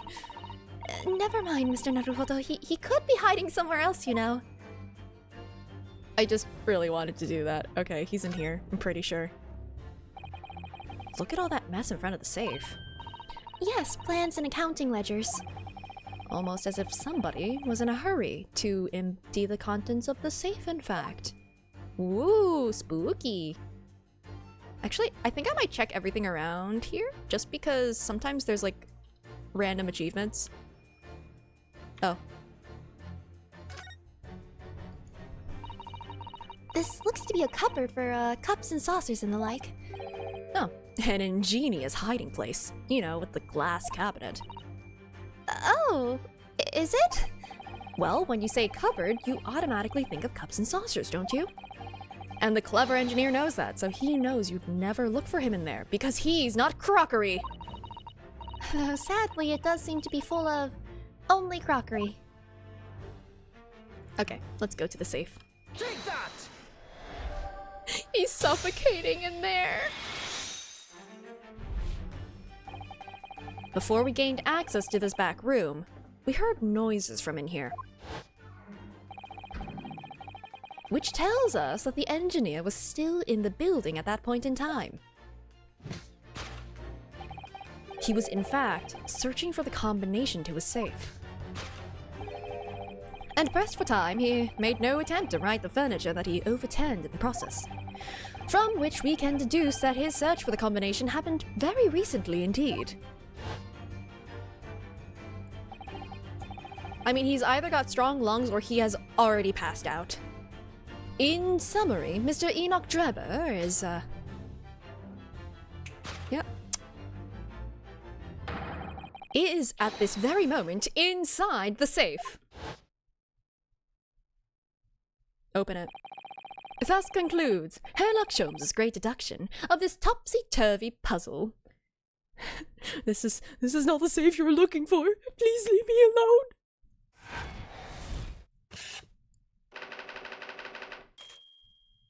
At this point, we get him out for his own safety. It's very unsafe. We can safely conclude, though, that he is in there. Seriously. Come on. Open the thing. Open the thing. Not all safes are airtight. I hope this one is not. It looks very airtight. From this angle, anyway.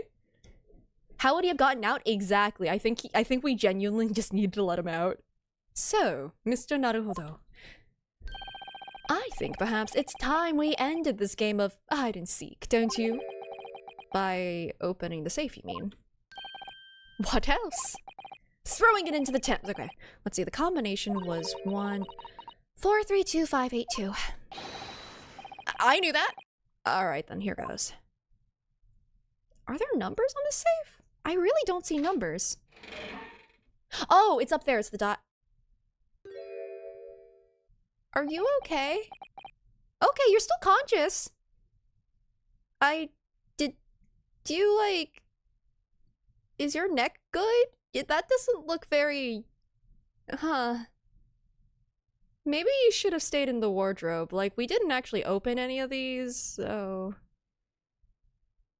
It looks pretty uncomfortable, I'm not gonna lie. You found me. Oh my god, what? Sonic the Hedgehog? Oh, no. No. Why do you move like that? Oh, why do you move like that?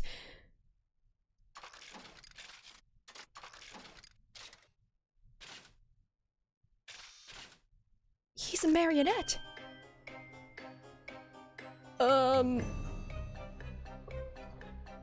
His hips don't lie, Why are all of the new characters so scary? Right then, sir, Mr. Enoch Drebber, I presume. Do I just... Correct. You better start talking! You tricked Professor Hairbrain with that bogus machine you built. Talk about it. Yeah, he's really... you know what they say about keeping a stiff upper lip? Have a stiff literally every part of your body. And you shall have to explain the theft of the waxwork from Madame Tussbells as well. Whilst I would be delighted to answer your many questions.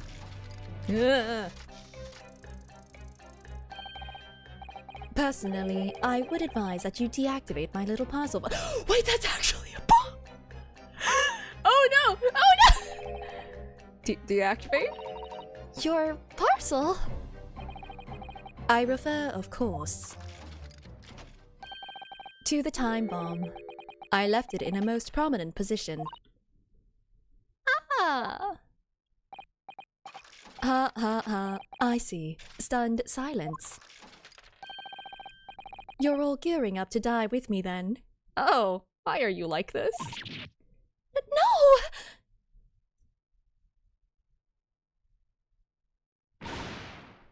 Mr. Sholmes, with only 7 seconds to spare! Sholmes, what the heck? That was too close for comfort. I've got 1 foot in the grave already. Are you trying to help us get a killer or get us killed? He's just quirky like that.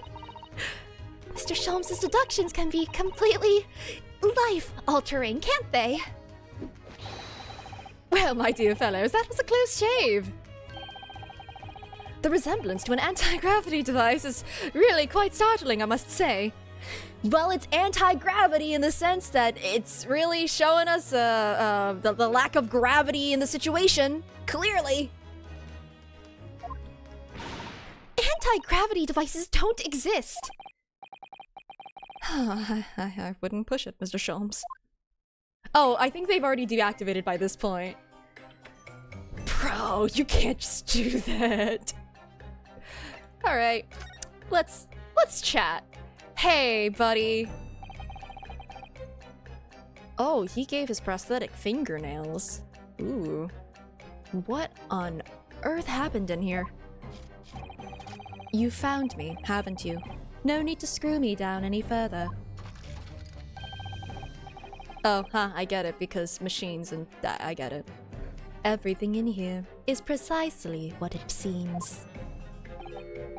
Yeah, well, we'll be giving it a thorough going over, don't you worry, Drebber. Yeah, he's freaking me out. What fails to click with me is how you were able to locate my workshop. That I was not expecting.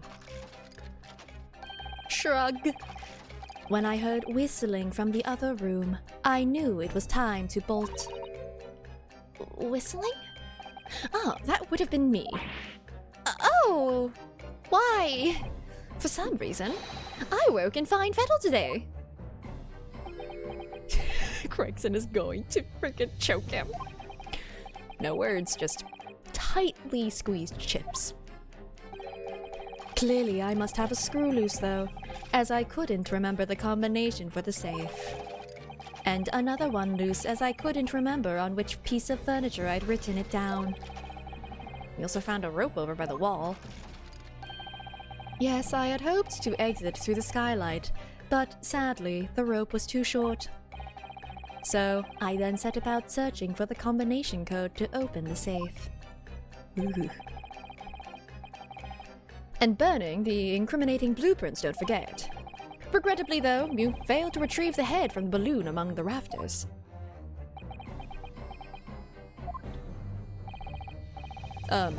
And after that, you hid yourself inside the safe? Having first set this parcel ticking. Well, I had no intention of being nailed by the police. So I don't think you would have been safe in there.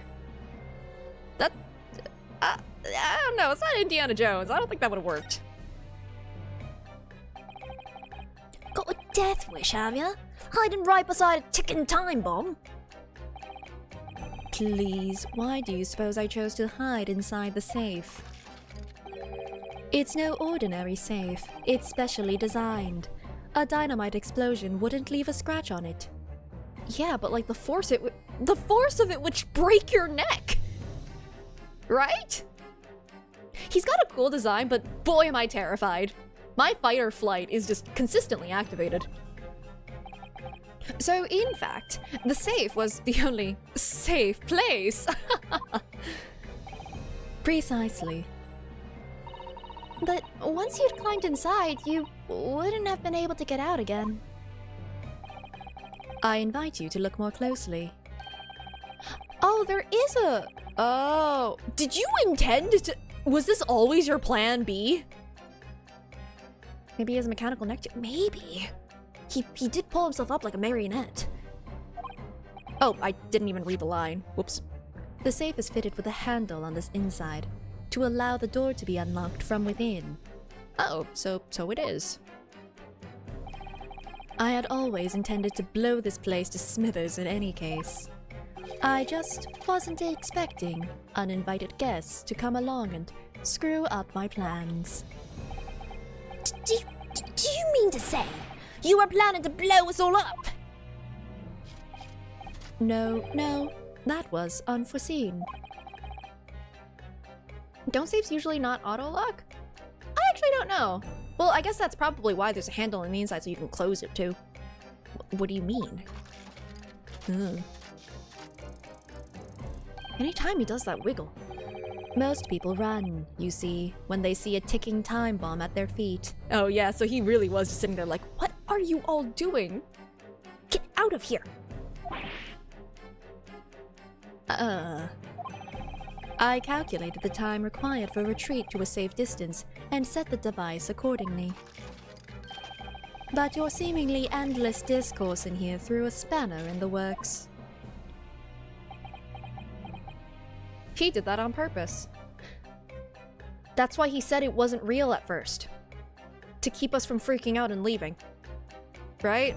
Because he knew. He knew it was real! At one point he said it was real. Is something wrong, Gregson? Do I have something on my face? Besides the usual eyes, ears, nose, and mouth?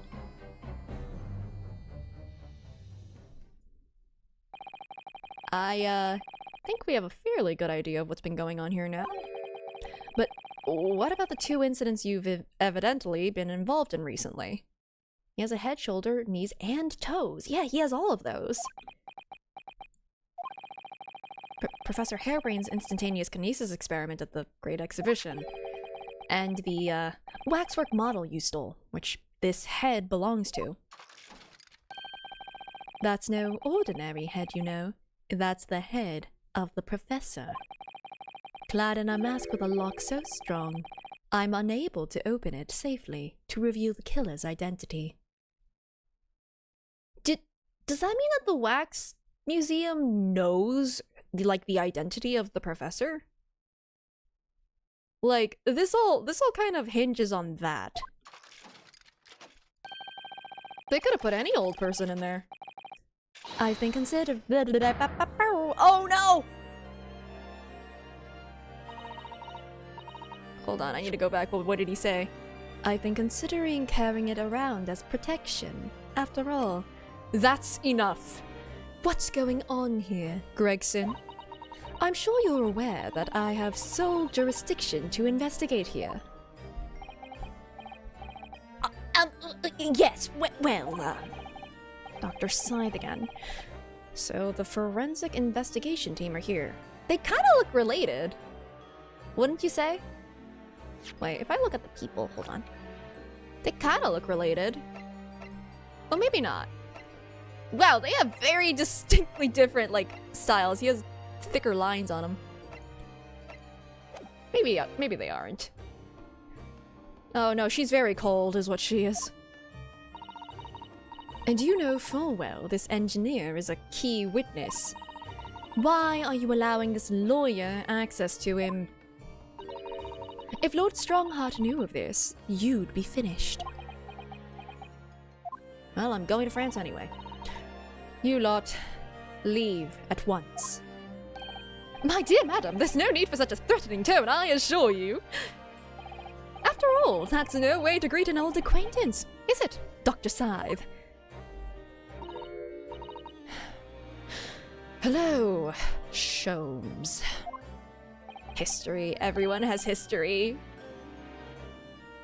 Trevor said that he couldn't crack the lock. Yeah, no, that's the thing. So does that mean that Tuspels knows who it was? Why would she be hiding that, though? We could just ask her, right? Mr. Sholmes knows Dr. Scythe?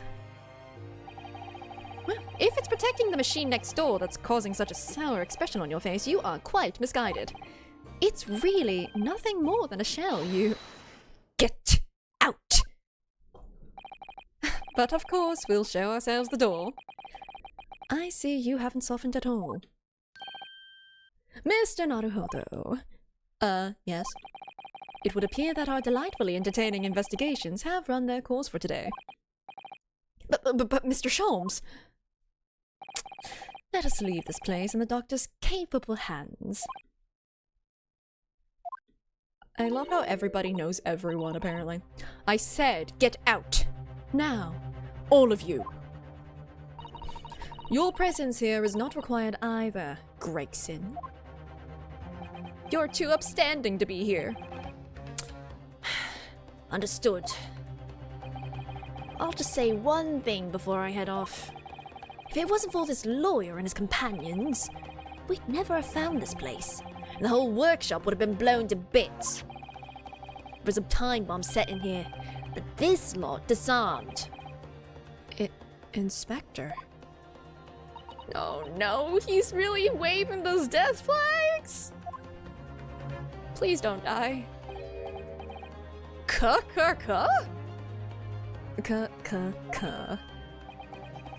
Something giving you a chuckle, has it, Drebber? Why do you laugh like that? So sorry. Didn't mean to offend. You're quite right, of course. You did disarm the time bomb, didn't you? Uh-oh. That's not a good smile. Are we about to blow up? Oh no. Yes, you did disarm that one. What are you... I thought that sound was the bomb. That was just the raccoon. That one? You mean... Oh god. Oh, why is it moving again? Throw it! Oh no! Is anyone there? Uh-oh. Uh-oh.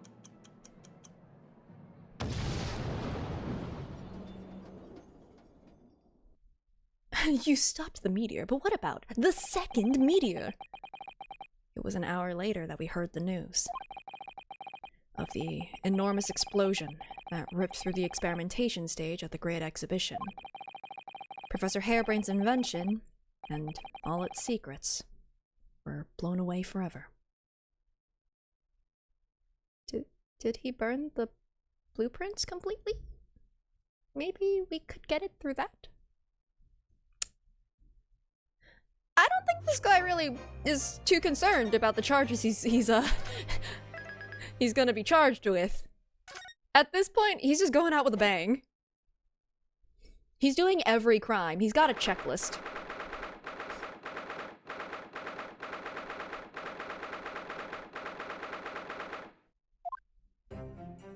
So, like, that means he's guilty, right? Like, we don't...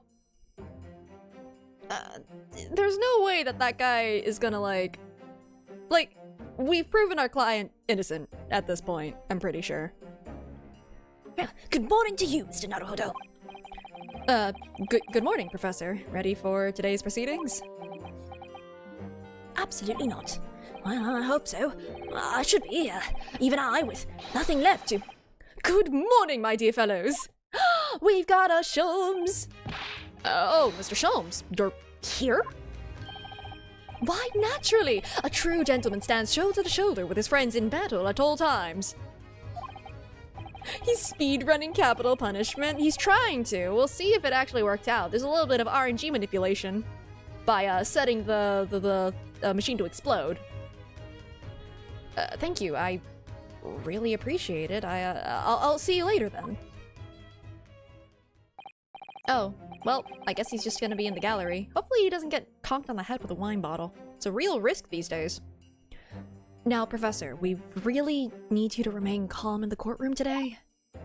Yes, do try your hardest not to enter the witness stand uninvited again. Yes, I will. I realize it was a mistake, but My dear fellows, I must interject. Oh, you are still here, Mr. Sholmes. What's the matter? Surely you've overlooked some praise, have you not? To be cast in my direction, Sorry, I don't follow. Must I spell it out? I, the great Herlock Sholmes, the greatest detective of worldwide acclamation, arose at some ungodly hour to be here now. First thing in the morning. A miracle, you must agree. To be fair, wait, what time is it? Hold on. 9 a.m. Okay, listen. As a chronic oversleeper, no, when you do that shows you care. That's a love language in and of itself. You know what? Yeah, I'll give you praise for that. Good on you. Well, if I must agree, then... As you know, my sleep is quite impregnable. Iris had to employ her full gamut of tactics. She pulled the covers off, shook me, poked both cheeks, punched me and kicked me from the bed. Then she put a boiling cup of her latest experimental blend on my face, and at last I was bestirred. Use ice? Oh, well, I guess hot water's more accessible. Oh my, Iris has been busy. Iris doesn't have it in her to go that far. She's too nice. Ah, I sense the spirit of a fellow scientist, one who relishes the infinite possibilities of blending tea. I don't just wake up at 7 a.m. every day because my body says it's time to get up. Imagine having an internal clock. That's ridiculous. 9 a.m. ain't that early. That's like 4 or 5 before the sun comes up. That's an ungodly time to wake up. Or you could just stay up till then. It's no longer winter? No, I don't think so. Double checking the date again. It's October, I thought. Yeah, it's October. It's not winter yet. I'm the one worthy of praise here, not Iris. This is my victory. Sorry to cut it. Sorry to cut in. Oh, Inspector Gregson. Good morning. Why are you with us? Gregson, my dear fellow, why the grim expression at this delightfully early hour? Oh, I don't know. Maybe because I've been confronted with a grimmer expression, eh? Dear me, are you going to take that insult lying down, Professor? What? I don't know! Oh, this poor guy. Poor Professor. Getting up at 7 assumes I had to sleep by then in the first place. Okay, this isn't a call-out post for me. This is a call-out post for, Drebber. Anyway, here's the paperwork you asked for. Secret. What paperwork? I took the liberty of requesting it yesterday. I have a feeling it may prove useful. Can I see the secrets? You wouldn't believe the hoops I had to jump through to get this brought out of the archives. It's the professor's autopsy report. Yes, hand it over. That mass murderers? Who killed 5 members of the aristocracy and nobles. He was found guilty in a closed trial 10 years ago now. It was all done under wraps. And he was quickly executed soon after the trial. It's all in here. I want to read that. Post haste. I don't know what to say. Thank you, Inspector. I'm gonna immediately rifle through this. Oh wait, I should've... We took it with us? We just took... We just... Okay. That's kind of terrifying. Luck. This luck does look very strong, doesn't it? What have we not taken? Shoot, you're right. At this point, I mean, we just gotta learn from Inspector Hosonaga. Like, clearly, we just need to take all of the things, all of the evidence, hoard every single one, and we will win. Is that a torture mask? I think so. There's definitely no way you could remove the mask yourself if it was put on you. What a terrible way to treat someone, even a convicted criminal. I know, it's starting to make me, livid, actually. Mr. Naruhodo, please. I mean, just think about it. Imagine if you had an itch on your cheek all of a sudden, you'd be utterly helpless. Well, yes, that's true. But I'm not sure that warrants quite so much anger. Oh, right. Sorry. Okay, anything else of note? Really? Nothing else of note, okay. I feel like if you're wearing this, the goal is not to eat. Like, I don't think that you're meant to live after wearing this thing. Yeah, it does look like the Leo DiCaprio movie. I haven't watched it, but I do know of its existence. Condemned prisoner, redacted for confidentiality, pseudonym the professor.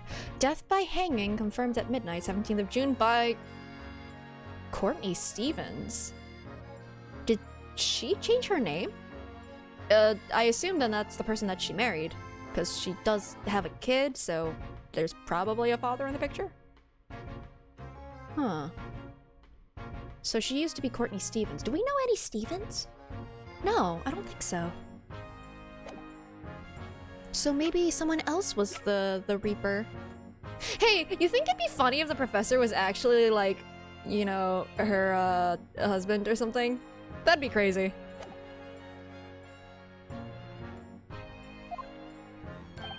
Yes, much obliged, Gregson.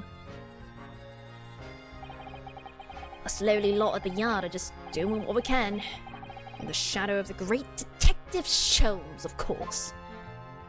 She could have had the kid out of wedlock, I guess, but she did change her name, so I guess that's the most... It's the most quick, I guess, assumption I could make. Well then, Professor Hairbrain, this is it. Today we're going to lay all of this to rest at last. I wish you the best of luck, Professor. I suppose. He'll be in there today, will he? Hello! We're here to solve crime, I guess, because proving this guy innocent is not enough. Trevor. Yes, we expect the prosecution to summon him as a witness. I'm still amazed that you managed to find him in just one day. I really owe you both so much. Counsel and the defendant, the trial is about to resume. Kindly make your way into the courtroom at once. We are acing the attorney very, very greatly. You're right. Some people name their kids with their spouse's last name sometimes. Maybe? I mean, there's also a chance that, like, she could have just gotten the name change for whatever reason. But then I feel like we're gonna need to figure out what that reason is. She just really wanted a pun name, clearly. Yeah, no, my mom didn't take my dad's last name either. But, like, it's just, if she were to get a name change, or last name change, rather, like, I don't know. This is it, then. The final chapter. Isn't this case 3? Funny, my heart's racing a little. Not felt this before, actually. This strange foreboding. As if something's going to happen in this trial that I'm not ready for. It's almost like Kazuma's gonna be here! But I can't let that distract me from the only thing that really matters. Finding the truth. Could theoretically be a different person, just both named Courtney. Or maybe she just stole someone else's name. Stole someone else's identity.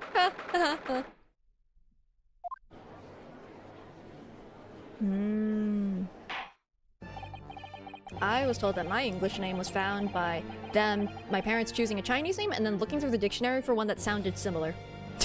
So. In the name of Her Majesty the Queen, I hereby declare this court to be in session again.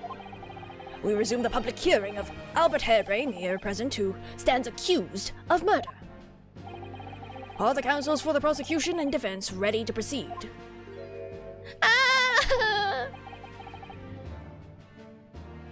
The prosecution is ready, my lord. Oh, buddy, no. The defense is ready, my lord. This is gonna be a mental trial, huh? As promised, Lord Van Zeeks has his apprentice with him. His apprentice with memory loss. Oh, my name? Gu Liya. Because family name, so technically my name would have been Liya, but yeah. It literally means elegance and like grace, which are both things that I am not, so that's just, it's what they hope in a kid. It did not really work. But hey, it's fine. Elegance immediately trips over my own feet. If I may, Lord Van Zeeks. Yes, my lord. That there appears to be someone standing at your side. Are they supposed to be there? Yes. My apprentice and assistant. The prosecution believes today's proceedings will see the complexity of this case rise considerably.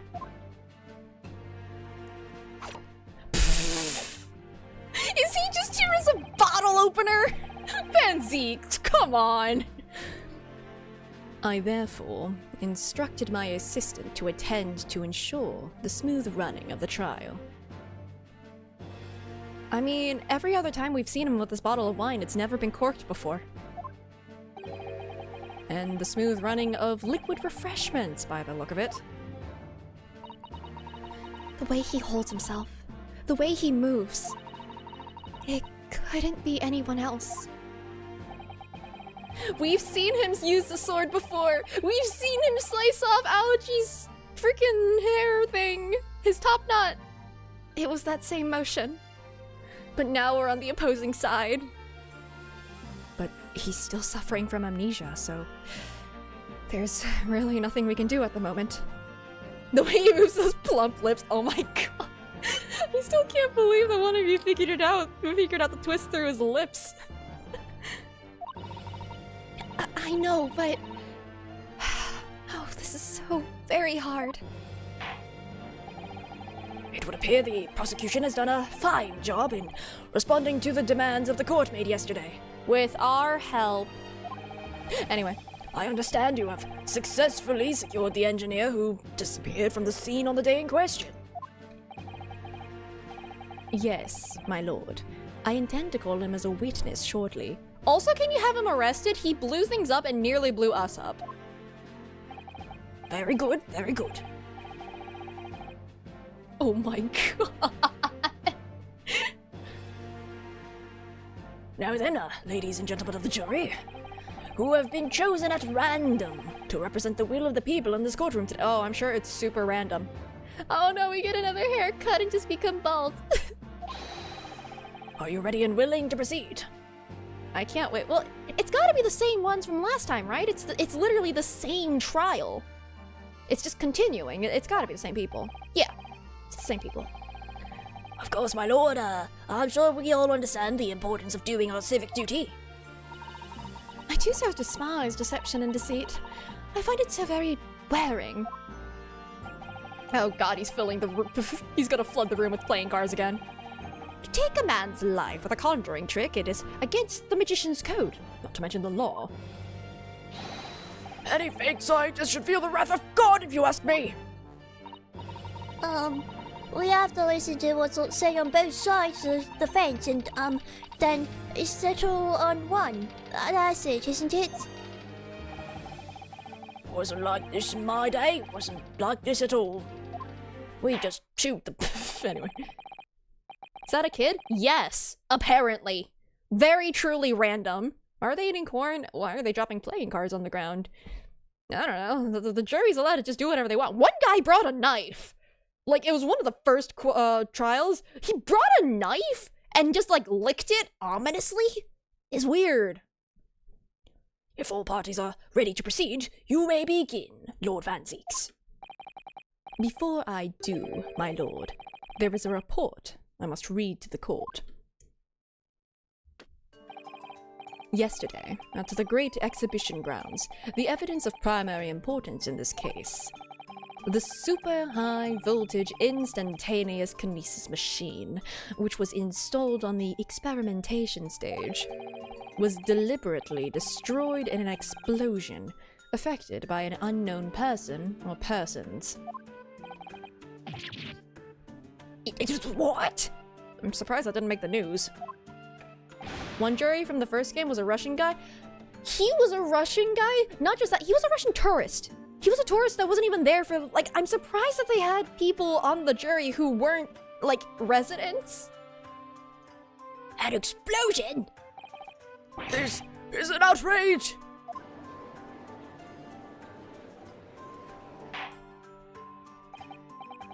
Yes, I heard this grave news yesterday. Scotland Yard submitted a report to my office in the evening. Why is that cop of his finger on the trigger? Well, that's how they handled it in the old days, you see. He wants to shoot. That's the key. The jury seems unhinged. This is surprisingly less unhinged than a couple of the other juries. You know, sometimes the jury just wants to murder you. A little bit. And has personal biases and a vendetta against you. And you have to convince them otherwise. One time someone on the jury was just straight up the person who did it. This is a very hinged jury as far as we know. I read the machine was blasted to smithers and the wreckage reduced to ashes in the flames. I have here a photographic print of the scene, taken in the wake of the explosion. Oh, but the trap door opened. Something fell. There was something in there that fell to the... I hope they investigated the I hope they investigated the hole. Anyway, I hope they investigated the opening. Oh god, no, that's also not good. The trapdoor? Is that better? It shows what little remains of the machine. Yes, a terrible business. Oh no. He did it to destroy the evidence, did he? That Enoch Trevor. The portal, yeah. The court will take this print as evidence, counsel. No! Post-explosion photograph has been entered into the court record. I don't think I can really examine anything on there. It's just a photograph. Although, maybe... Oh god, there's so many pages of evidence. Yeah, there's really not much we can do with this right now. Until we find something later. Okay.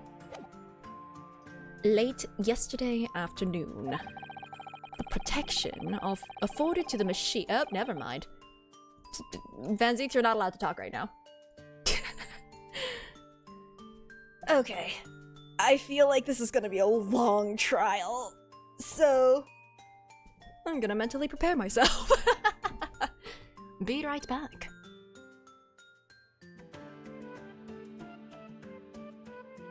You can't just say that! I mean, that's both true, I guess. Oh my god. Okay, I'll be right back.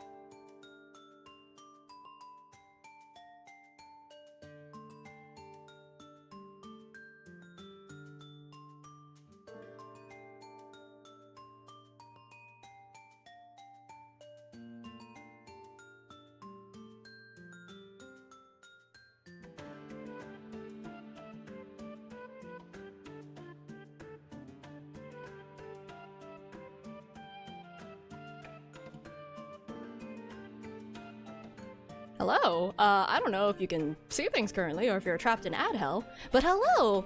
Welcome in, thank you for the raid! And, if you need to go rest, go take a rest. Everyone just awkwardly like, oops. Ad hell is gone? It should be gone, like, proper in, like, a second.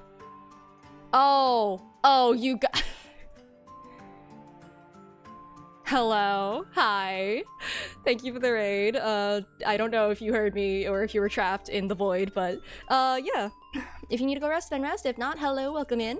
We're probably gonna be knee-deep in spoilers in this game. But, yeah, I see you. Okay. Hello? There, I'm sorry. And you meant Asian? Well, you were correct on both fronts, kinda. Technically. The protection afforded to the machine by the Special Dispensation for Scientific Equipment Act was revoked.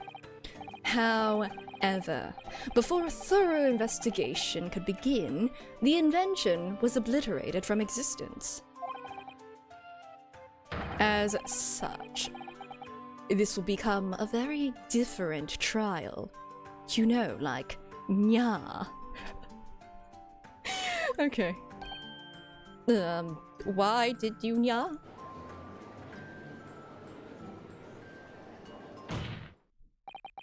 As it stands now, with no evidence on which to draw meaningful conclusions, the authenticity of the kinesis machine will remain forever in obscurity. Why? Why do you keep insisting that this thing worked? Indeed, most unfortunate state of affairs. However, one thing remains clear. The victim's death was the result of the actions of the accused. Of that, we can be certain. For it was the accused himself who was operating the machine, and who ultimately caused its loss of control. Objection! But it was the bait and switch. As Lord Van Zeeks rightly says, this is a very different trial now. If someone just goes nya and I rest my case, oh man, I would not be able to face that in court. I would lose. The accused accepts responsibility for his part in the events that transpired. He acknowledges that Mr. Asman died as a result of the accident caused by his machine's malfunction. However, unbeknownst to the professor, he was being deliberately deceived by a pair of very clever fraudsters. Names, counsel, if you please. The engineer, Mr. Enoch Drebber, and the victim himself, Mr. Odie Asman. So what exactly were these two men up to behind the defendant's back? The defense intends to expose that information, thus establishing the unequivocal innocence of the defendant. I said that correct.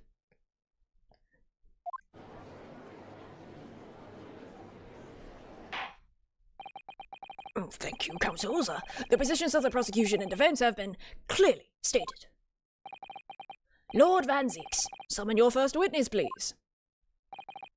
At once, my lord. The prosecution calls the engineer, Mr. Enoch Drebber, to the stand. Please tell us your occupation, because that'd be great.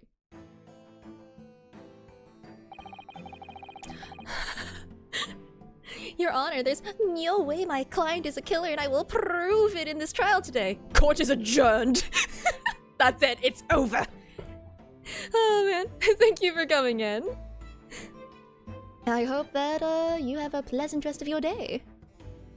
State your name and occupation for the court. A criminal. Name, Enoch Drebber. Occupation. Please just say criminal.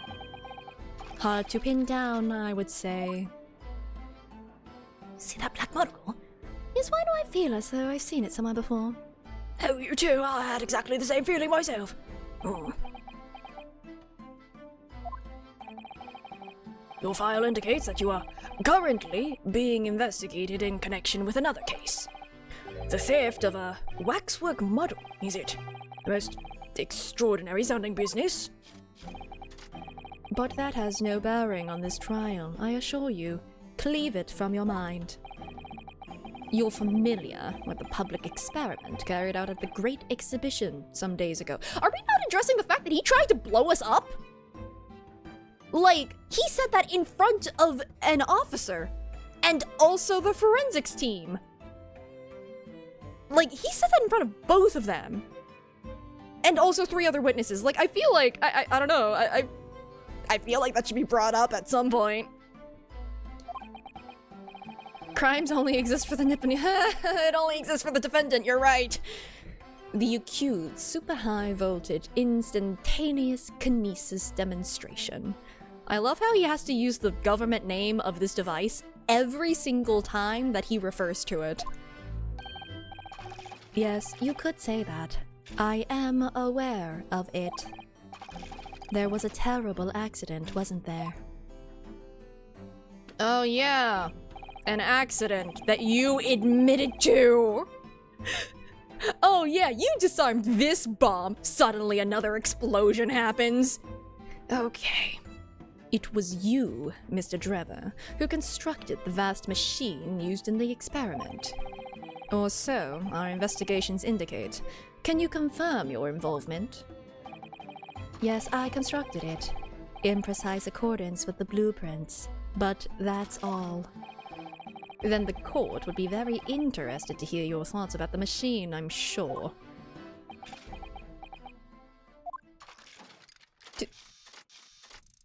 Okay.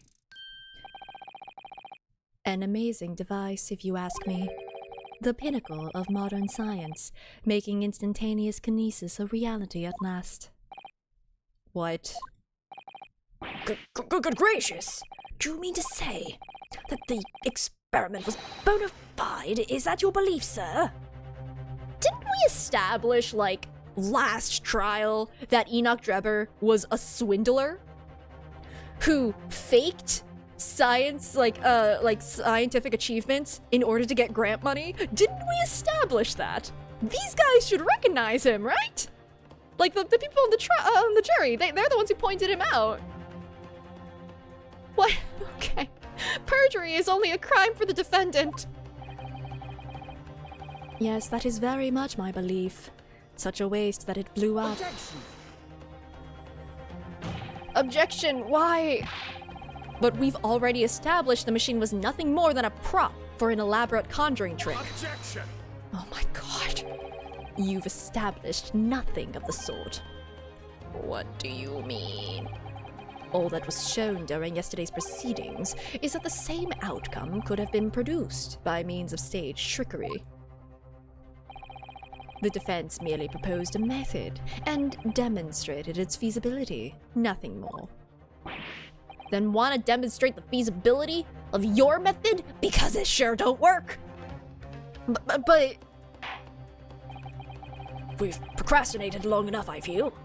Witness, you will now give your formal testimony about the machine that you constructed for the purpose of the demonstration at the Great Exhibition. Understood.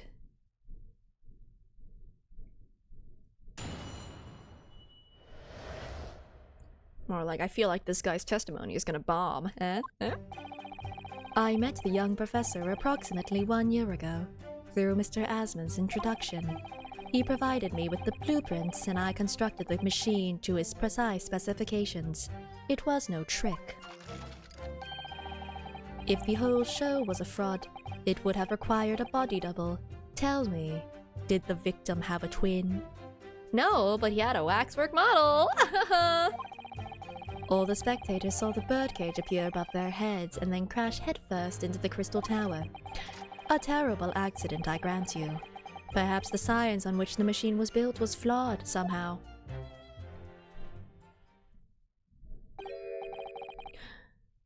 No, not the newly acquired assistant's sword, no! A body double? Yes, that's exactly how that would have worked. That goes without saying, surely. To give the impression that something has moved when in reality it hasn't. It's a basic conjuring principle. The deception cannot be achieved without substituting the original with the fake at some point in the performance. But would I be right in saying you haven't managed to establish anything along those lines? Wax figure, wax figure. Incidentally, the prosecution has already confirmed that Mr. Asman has no twin siblings. It's my understanding that this witness is well versed in conjuring artfulness. But such talents do not indicate that he was actually able to accomplish what he claims. Namely, the construction of what by all accounts must have been an extremely complex scientific machine. Whatever do you mean? Yesterday's proceedings brought the true nature of your past exploits to light, Mr. Drever. Oh my god, one person retained their memory, thank you. Indeed it did, my lord. As a swindler who preys on innocent scientists to elicit government grant money through conjuring know-how. Yes, it's true that I possess considerable knowledge of stage magic. But crucially, my scientific knowledge more than matches that of any academic in the field. Investigation of the witness's workshop attests to that claim, my lord. As evidence, the police found this Royal Society trophy for young talent in science there. Yes, that's true. We spotted it there ourselves. I thought we took it. If a hypothesis is sound, it can always be forged into a physical manifestation with sufficient skill. Though I may have sold the secrets of some deceptive wiles to sniveling, talentless scientists in the past. Would you therefore assert that the explosion of the machine was An unfortunate accident, or, of course, a deliberate act of murder carried out by misuse of the science? Oh my god. counsel for the defense? Your cross-examination, please. I'm just going to assume the judge is on my side here. Yes, my lord. Who got their memories gone? Literally everyone, I think. Except the judge, thankfully. Okay. Like, I know that the body double was the wax figure, but there's no way for me to prove that right now, so let's just press everything. Let's see where it goes from there. Hold it! Hello, so, you were already acquainted with Mr. Asman himself. Not really. By chance, I'd seen his name mentioned in the papers, that's all. But I had no interest in his private affairs.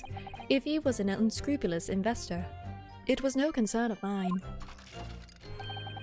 As long as people pay their bills, I take up my tools and construct what they ask for. So, why did Mr. Asman approach you in particular then? Who can say? I presume because my name is associated with excellence in engineering. Not to mention excellence in fraud.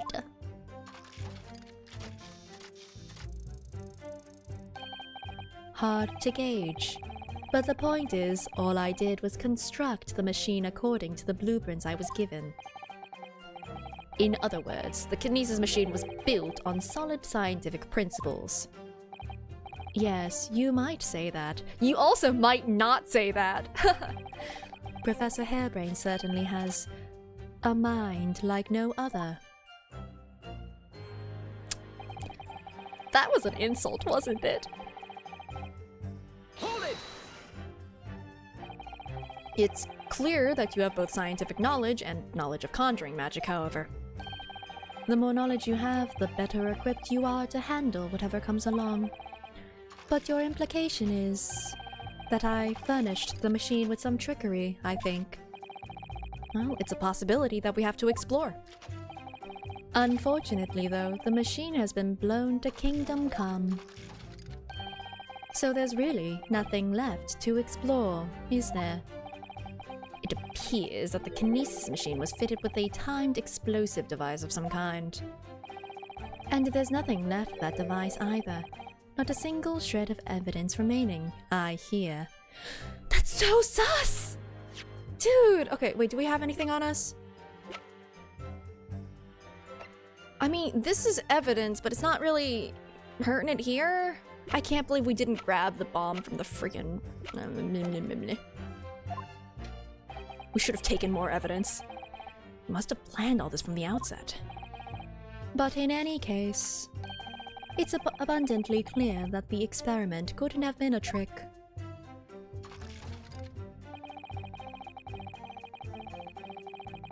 Hold it!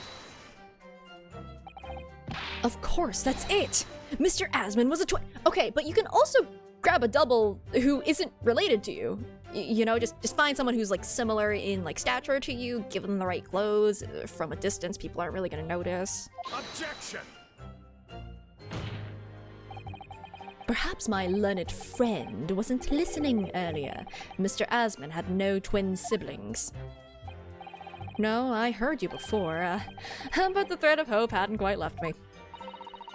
The demonstration could have been a trick, if there was somebody who looked sufficiently like the victim. But Dr. Scythe absolutely ruled that out as a possibility.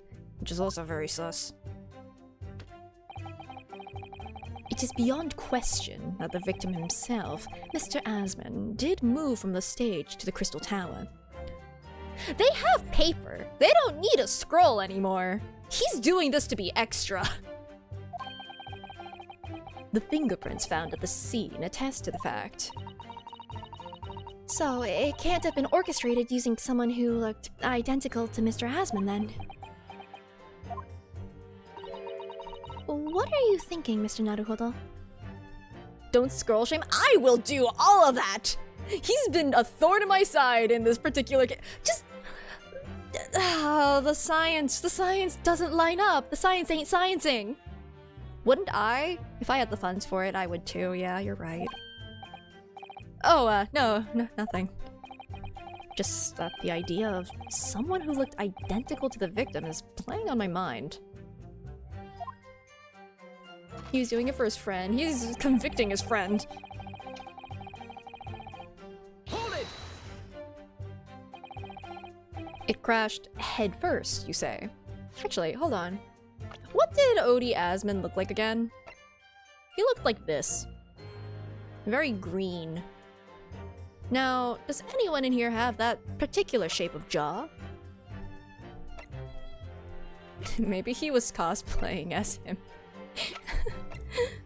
I don't know. He wore a wig or something. Anyway. Heck if I know. But his friend wanted to be convicted until we... Yeah, we changed his mind, so now he doesn't want to be convicted! Model change like that, I would have to, probably contact Ben or something about that. Either that or just a very bad text box or something on it. Crashed head first, you say?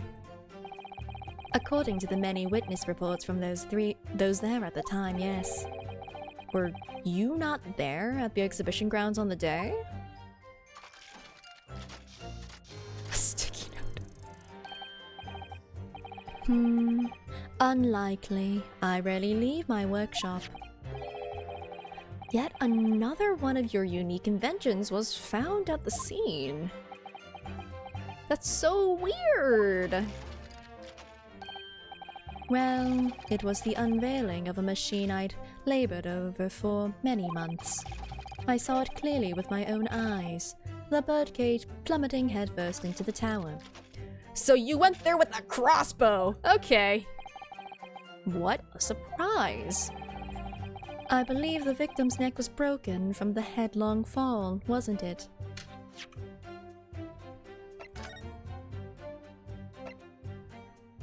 No.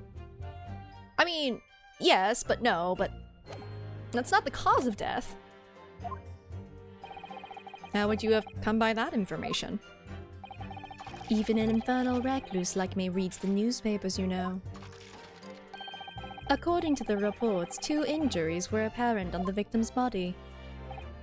Yes, he'd been I wanted him to just say that himself, but yes, he'd been stabbed in the chest by a screwdriver, believed to belong to the defendant, and he had a broken vertebrae as a result of a fall from a considerable height.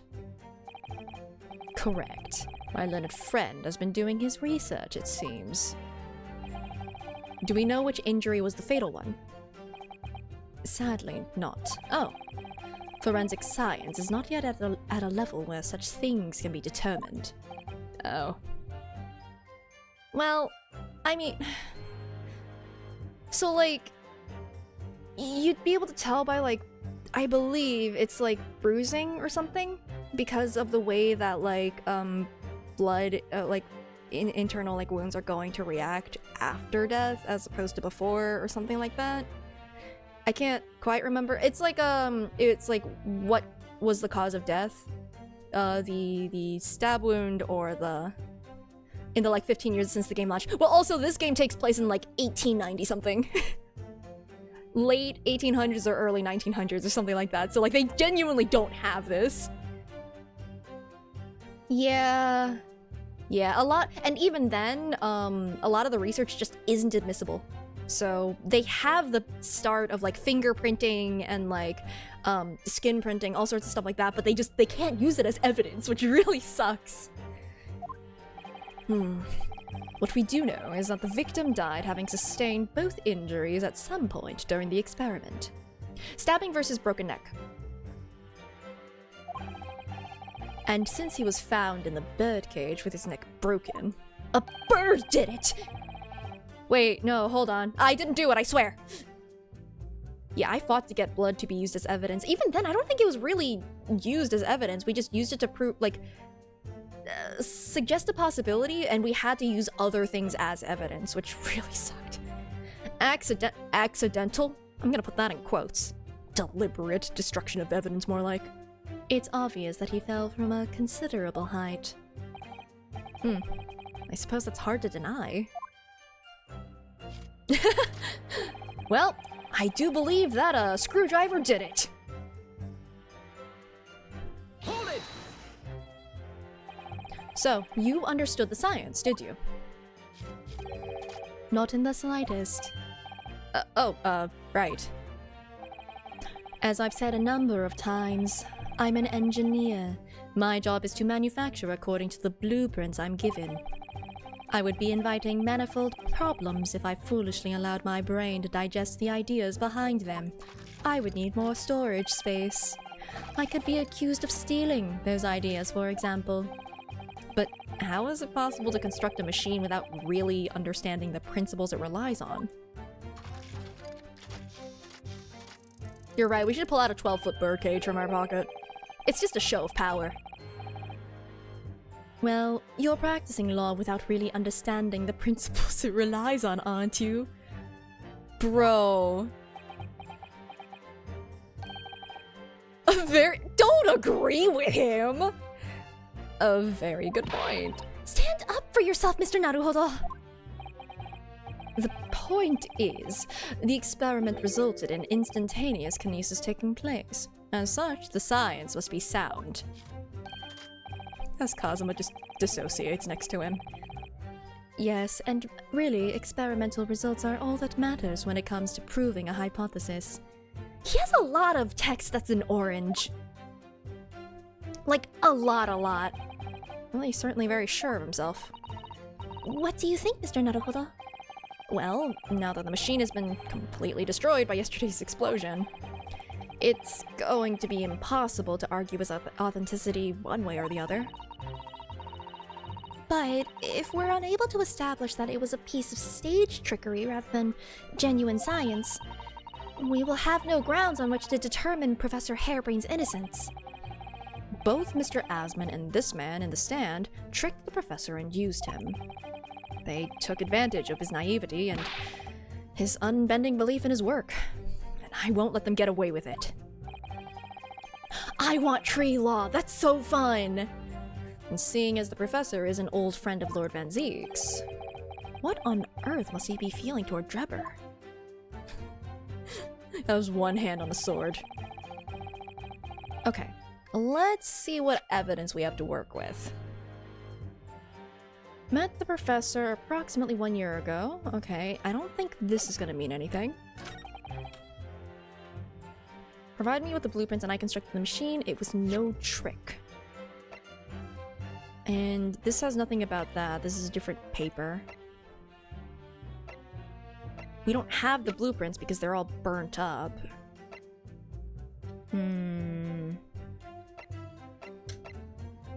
Like, I know that I can prove that this was, like, kind of the waxworks was connected to the Crystal Tower. I just need to figure that out. The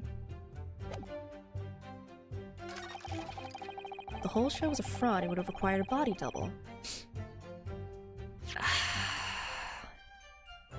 Okay, so, like, I feel like it's this one. I feel like it's this phrase. Because... Okay, let me take a look at the other ones first. All the spectators saw the birdcage appear above their heads and then crash headfirst into the Crystal Tower. Terrible accident. Okay.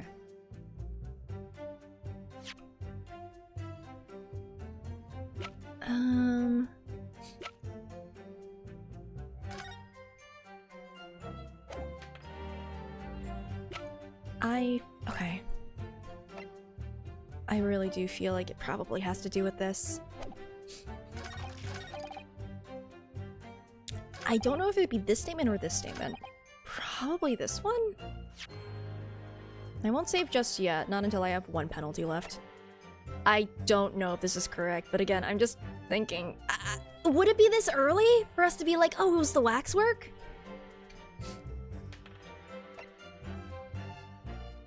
I don't know if I want to make that leap yet. Because this isn't gonna do anything for me right now. This isn't gonna do anything for me currently. Like, clearly not gonna do anything for me at all. Currently. I mean... He said that his engineering was fine, but the science it was based on was... No, not the armband! This is a difficult case. I'm not wasting my penalties anymore. That also is not going to mean anything. Is any of this older evidence going to mean anything? Okay, I'm gonna... Objection! No, I didn't think so. Surely something about that last statement seems odd, doesn't it? Okay, yeah, he said this exact zinger to me before. Alright. I think I'm jumping the gun, but I'm trying to figure out what the contradiction here is. We don't have any proof of how they met. This statement is completely useless to us. I've pressed everything, so no new additional information is going to come up. We don't have the blueprints. We don't have the blueprints, so...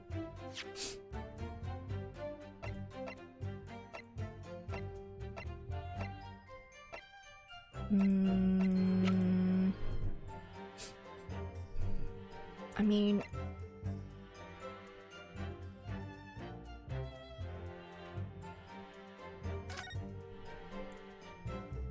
We know that it crashed.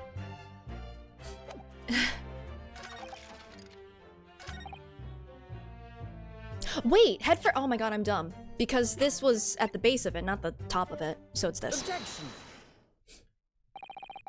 We've examined the birdcage that crashed into the crystal tower ourselves. Oh, we get to pull out the 12-foot birdcage from our weird pocket. Bam! We took it with us, and that means it couldn't have been destroyed. As you can see, the cage, which is a wooden construct, as you can see, well, I guess we did save one thing. How did we bring this with us? So you can see the cage, which is a wooden construction, has sustained damage in one particular spot. I was really hoping that Van Zieks would have been like, why do you have that? Following the explosion, it fell some 30 feet into the glass of the crystal tower. That level of damage is to be expected, surely. I agree. The damage itself is entirely understandable. What doesn't make sense is the location of that damage. All the breakages in the wood are at the base of the birdcage, not the top. What are you saying? Well, that's the opposite of where they should be. Oh no, it's upside down! We've seen topsy-turvy before. Clearly, you're the one who did it. Van Zieks did bring an entire carriage into the courtroom. Shoot, you're right, he Animal Crossing'd it. That's right, my lord. The birdcage that was at the scene is damaged at its base. So we have reports of the birdcage falling headlong into the crystal tower, yet the damage is at the bottom. That's so weird! The only way to reconcile these two facts is to accept that there were two bird cages in play that day, which were at some point switched. Switched during what wasn't a scientific experiment at all, but an elaborate piece of stage trickery. Gah! Why is it partially orange? Orange is usually important text. What the heck? Good gracious, explain yourself, witness! Well... If we examine the facts, there's only one logical conclusion we can draw. The damage on the base of the birdcage clearly indicates that it crashed tail first into the tower. Objection! But multiple witness reports claim it fell head first. The birdcage materialized in the sky next to a balloon flying over the stage following a spontaneous explosion at an altitude of some 60 feet above ground level, Which is approximately 18 meters. It then proceeded to fall some 30 feet into the crystal tower, and the ensuing deflagration Deflect? Sure. Witness reports amid such chaos are notoriously unreliable. Oh, cool, but you don't hesitate to use those witness accounts when you need to prove something. Sure, alright. Objection. But the victim's neck was broken. Objection. He plummeted 30 feet inside a heavy wooden cage. However he fell, it would be unsurprising to find one or two of his vertebrae crushed. Maybe he's just auto-tuned, you're right. His voice box is breaking. A riveting scientific analysis of events from the prosecution there. Though to be even more rigorous, you would have to say it was only one vertebrae actually. Or vertebra, rather. He wasn't quiet for long. I find it hard to see what's motivating Lord Van Zeeks. This witness is clearly a swindler and one who deceived a personal friend of his. And also tried to blow us up! If you're going to establish this deception, do it right. Sorry? I feel like that's the undertone here. Yes, and there's one more point. The defense appears to have forgotten. It obviously wasn't a trick, as a certain truth very plainly demonstrates. What? It seems to me that the cross-examination had better continue until we resolve this matter. Mr. Draper, you will amend your testimony with details of this truth. Of course, we must treat the matter scientifically after all. I nearly had him there. Oh, he's doing the robot! Oh, jeez. Okay. Okay, but this one... Balloon. Do I have better evidence of this balloon? Is it this one of the balloon or this one of the balloon? I'm gonna go with the photograph of the balloon because, like, it more proves that the balloon was there. Objection. Okay, so I go with the green fabric of the balloon. Listen, they both had to do with the balloon. It's one of them.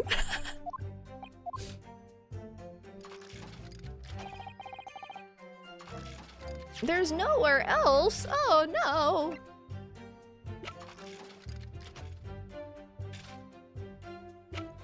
Where else? Yeah, well, the balloon. Either that or I go with this one and then I have to point out that it was a balloon. But the third balloon isn't even drawn here, so... Do I put on this one? No. Okay. But it's a balloon! It's the balloon!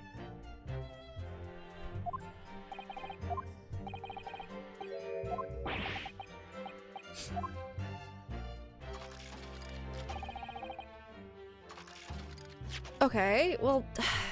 Hold on.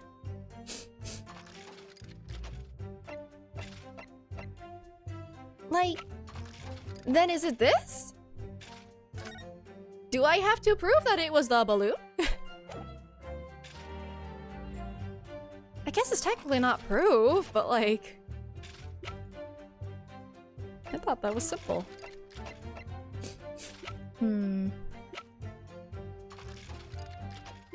Just some manual guessing. I mean, I feel like I know what the answer is. It's just a matter of there are too many things that kind of relate to it.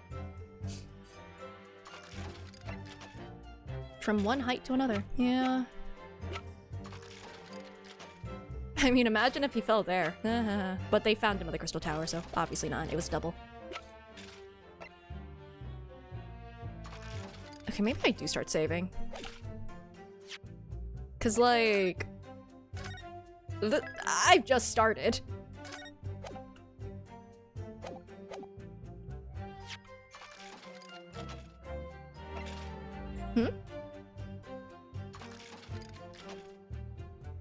Objection. Okay, I did... This is a diagram of the experimentation stage and its surroundings.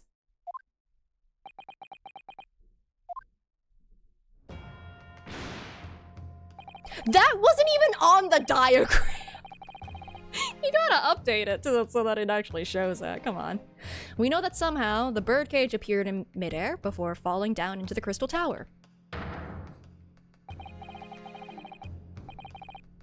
Those are the words he says in a robotic tone? Because robots always tell the truth. Right. Yes, of course. I see. Thank you. A fall of about 30 feet or 9 meters. That also wasn't written on the evidence either. However, if you examine the diagram carefully, you'll see that there is one other possible location from which the birdcage could have fallen. Oh, from the ledge. The same distance of 30 feet. No. Push. Well, it appears the defense has a possible explanation to put forward. Go ahead, counsel. Yes, my lord. Of course. You will indicate the place to which you are referring on this same diagram. The alternative location from which the birdcage could possibly have fallen the requisite 30 feet. Can I... Oh? Oh? Can I not go further up? I thought there was a ledge up there that, I guess theoretically, that could have worked. Ryunosuke, I don't know what you're putting down here. I thought it was the balloon. Oh, we're talking about the other birdcage, right? Because they were swapped. That makes sense. So it would be like down here where the trapdoor was, so... Do I have to go where the trapdoor is or like down here? Could have fallen from. So it'd be here. Take that! Yeah. I just needed to check where it's just like from or to. The place I'm referring to is here. The egg! But that's where the birdcage would have been to begin with! Which is exactly the point, my lord. Yes, the birdcage was in the machine on the stage. But what we must also consider is the height of the stage itself. Well, go on, counsel. It turns out that the experimentation stage was built at a considerable height above ground level. If you look at the diagram, in fact, you'll see it's at about the same height above the ground as the balloon was above the crash site. Use some mathematics. Oh my god, why is my nose so sniffly? When the experiment got underway, the machine and the birdcage were engulfed in steam. Or smoke, really. At that moment, the floor of the stage gave way, and if we assume there to be a void underneath, this birdcage and the one seen by the audience would have fallen almost exactly the same distance.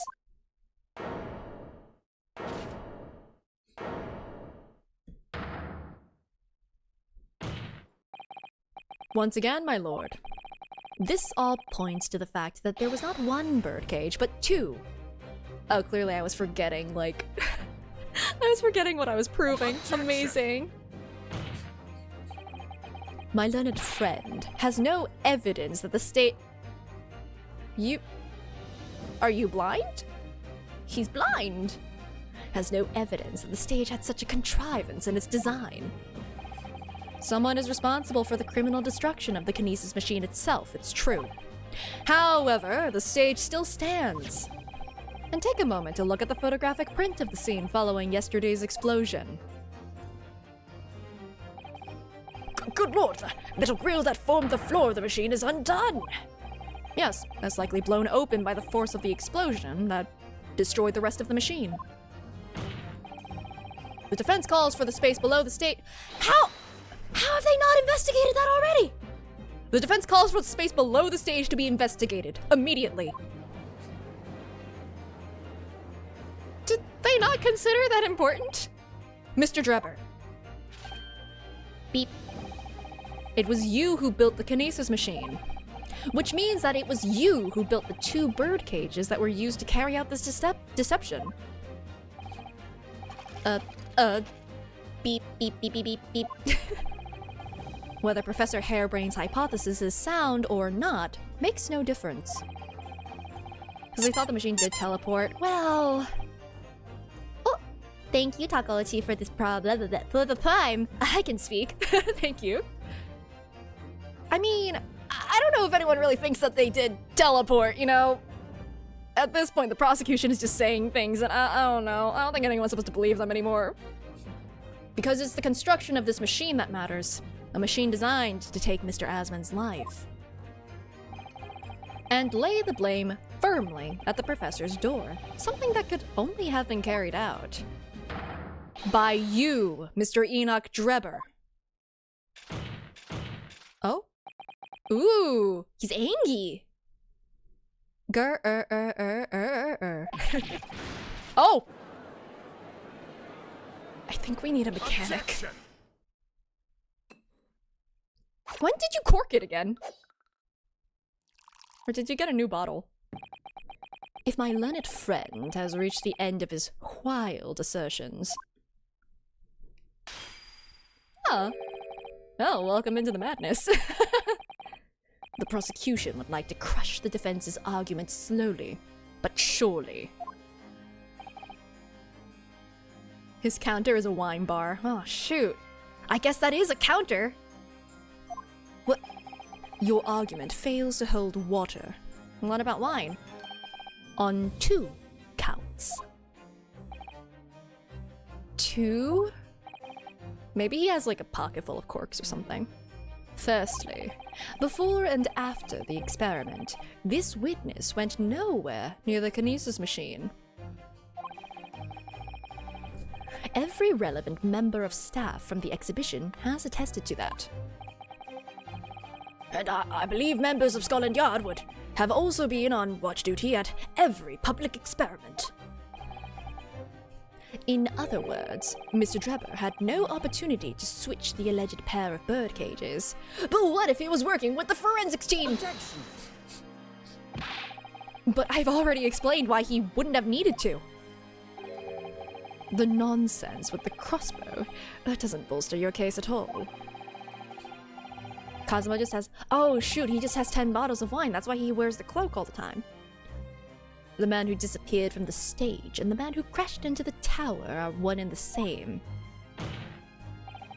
The forensic investigation team's report is unequivocal on that point. And the second flaw in your assertion is a distinct lack of motive. Why would this man have wanted to take the victim's life? He had no reason to do so. Motive? Do I have to think of everything? That's fair. I have here a contract provided by the witness. What contract is this, Lord Van Zeeks? The contract into which Mr. Drebber entered with the victim, Mr. Asmon. It reads, Mr. Drebber is to receive 30% of all remuneration from government grants or other income. 30%, certainly very favorable contractual conditions. But there was one very important provision bolted onto that clause. If he died, you would get nothing. What provision? Mr. Drebber may only uphold this right on condition that both I was kidding. Both contracting parties are alive. That's a weird clause, right? In other words, if either of us were to die, the contract would become null and void. So you see, I had nothing to gain from Mr. Asmon's death. The diametric opposite, in fact. Why do you have that as a part of your contract?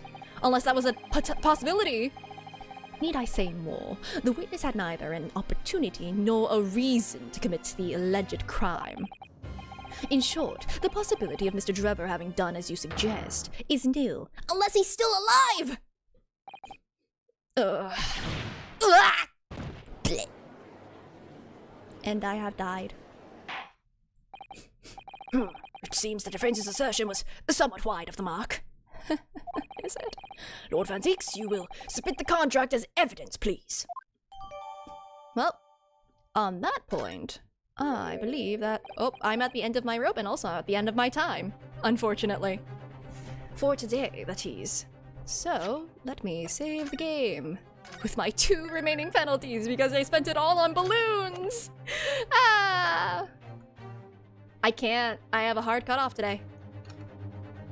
But, I will be back on, I believe, Monday, which means that I have a soft cutoff at that point. So, you know. Probably not gonna go like 7 hours though, don't, Also, I need to like maybe take some allergy meds or something, I don't know what's happening. Regardless, let's throw y'all at Molly. Molly is streaming. I should have time to make a schedule this time, but hey, that was a very good one. Thank you guys for hanging out. I will be back on Monday, you know, for more despair. And, yeah. Oh. Yeah, no, have a good weekend. I have run out of things to say. Oh, I should... Aha, end screen. That's the thing I have. Alrighty, thank you guys. Boy, take care.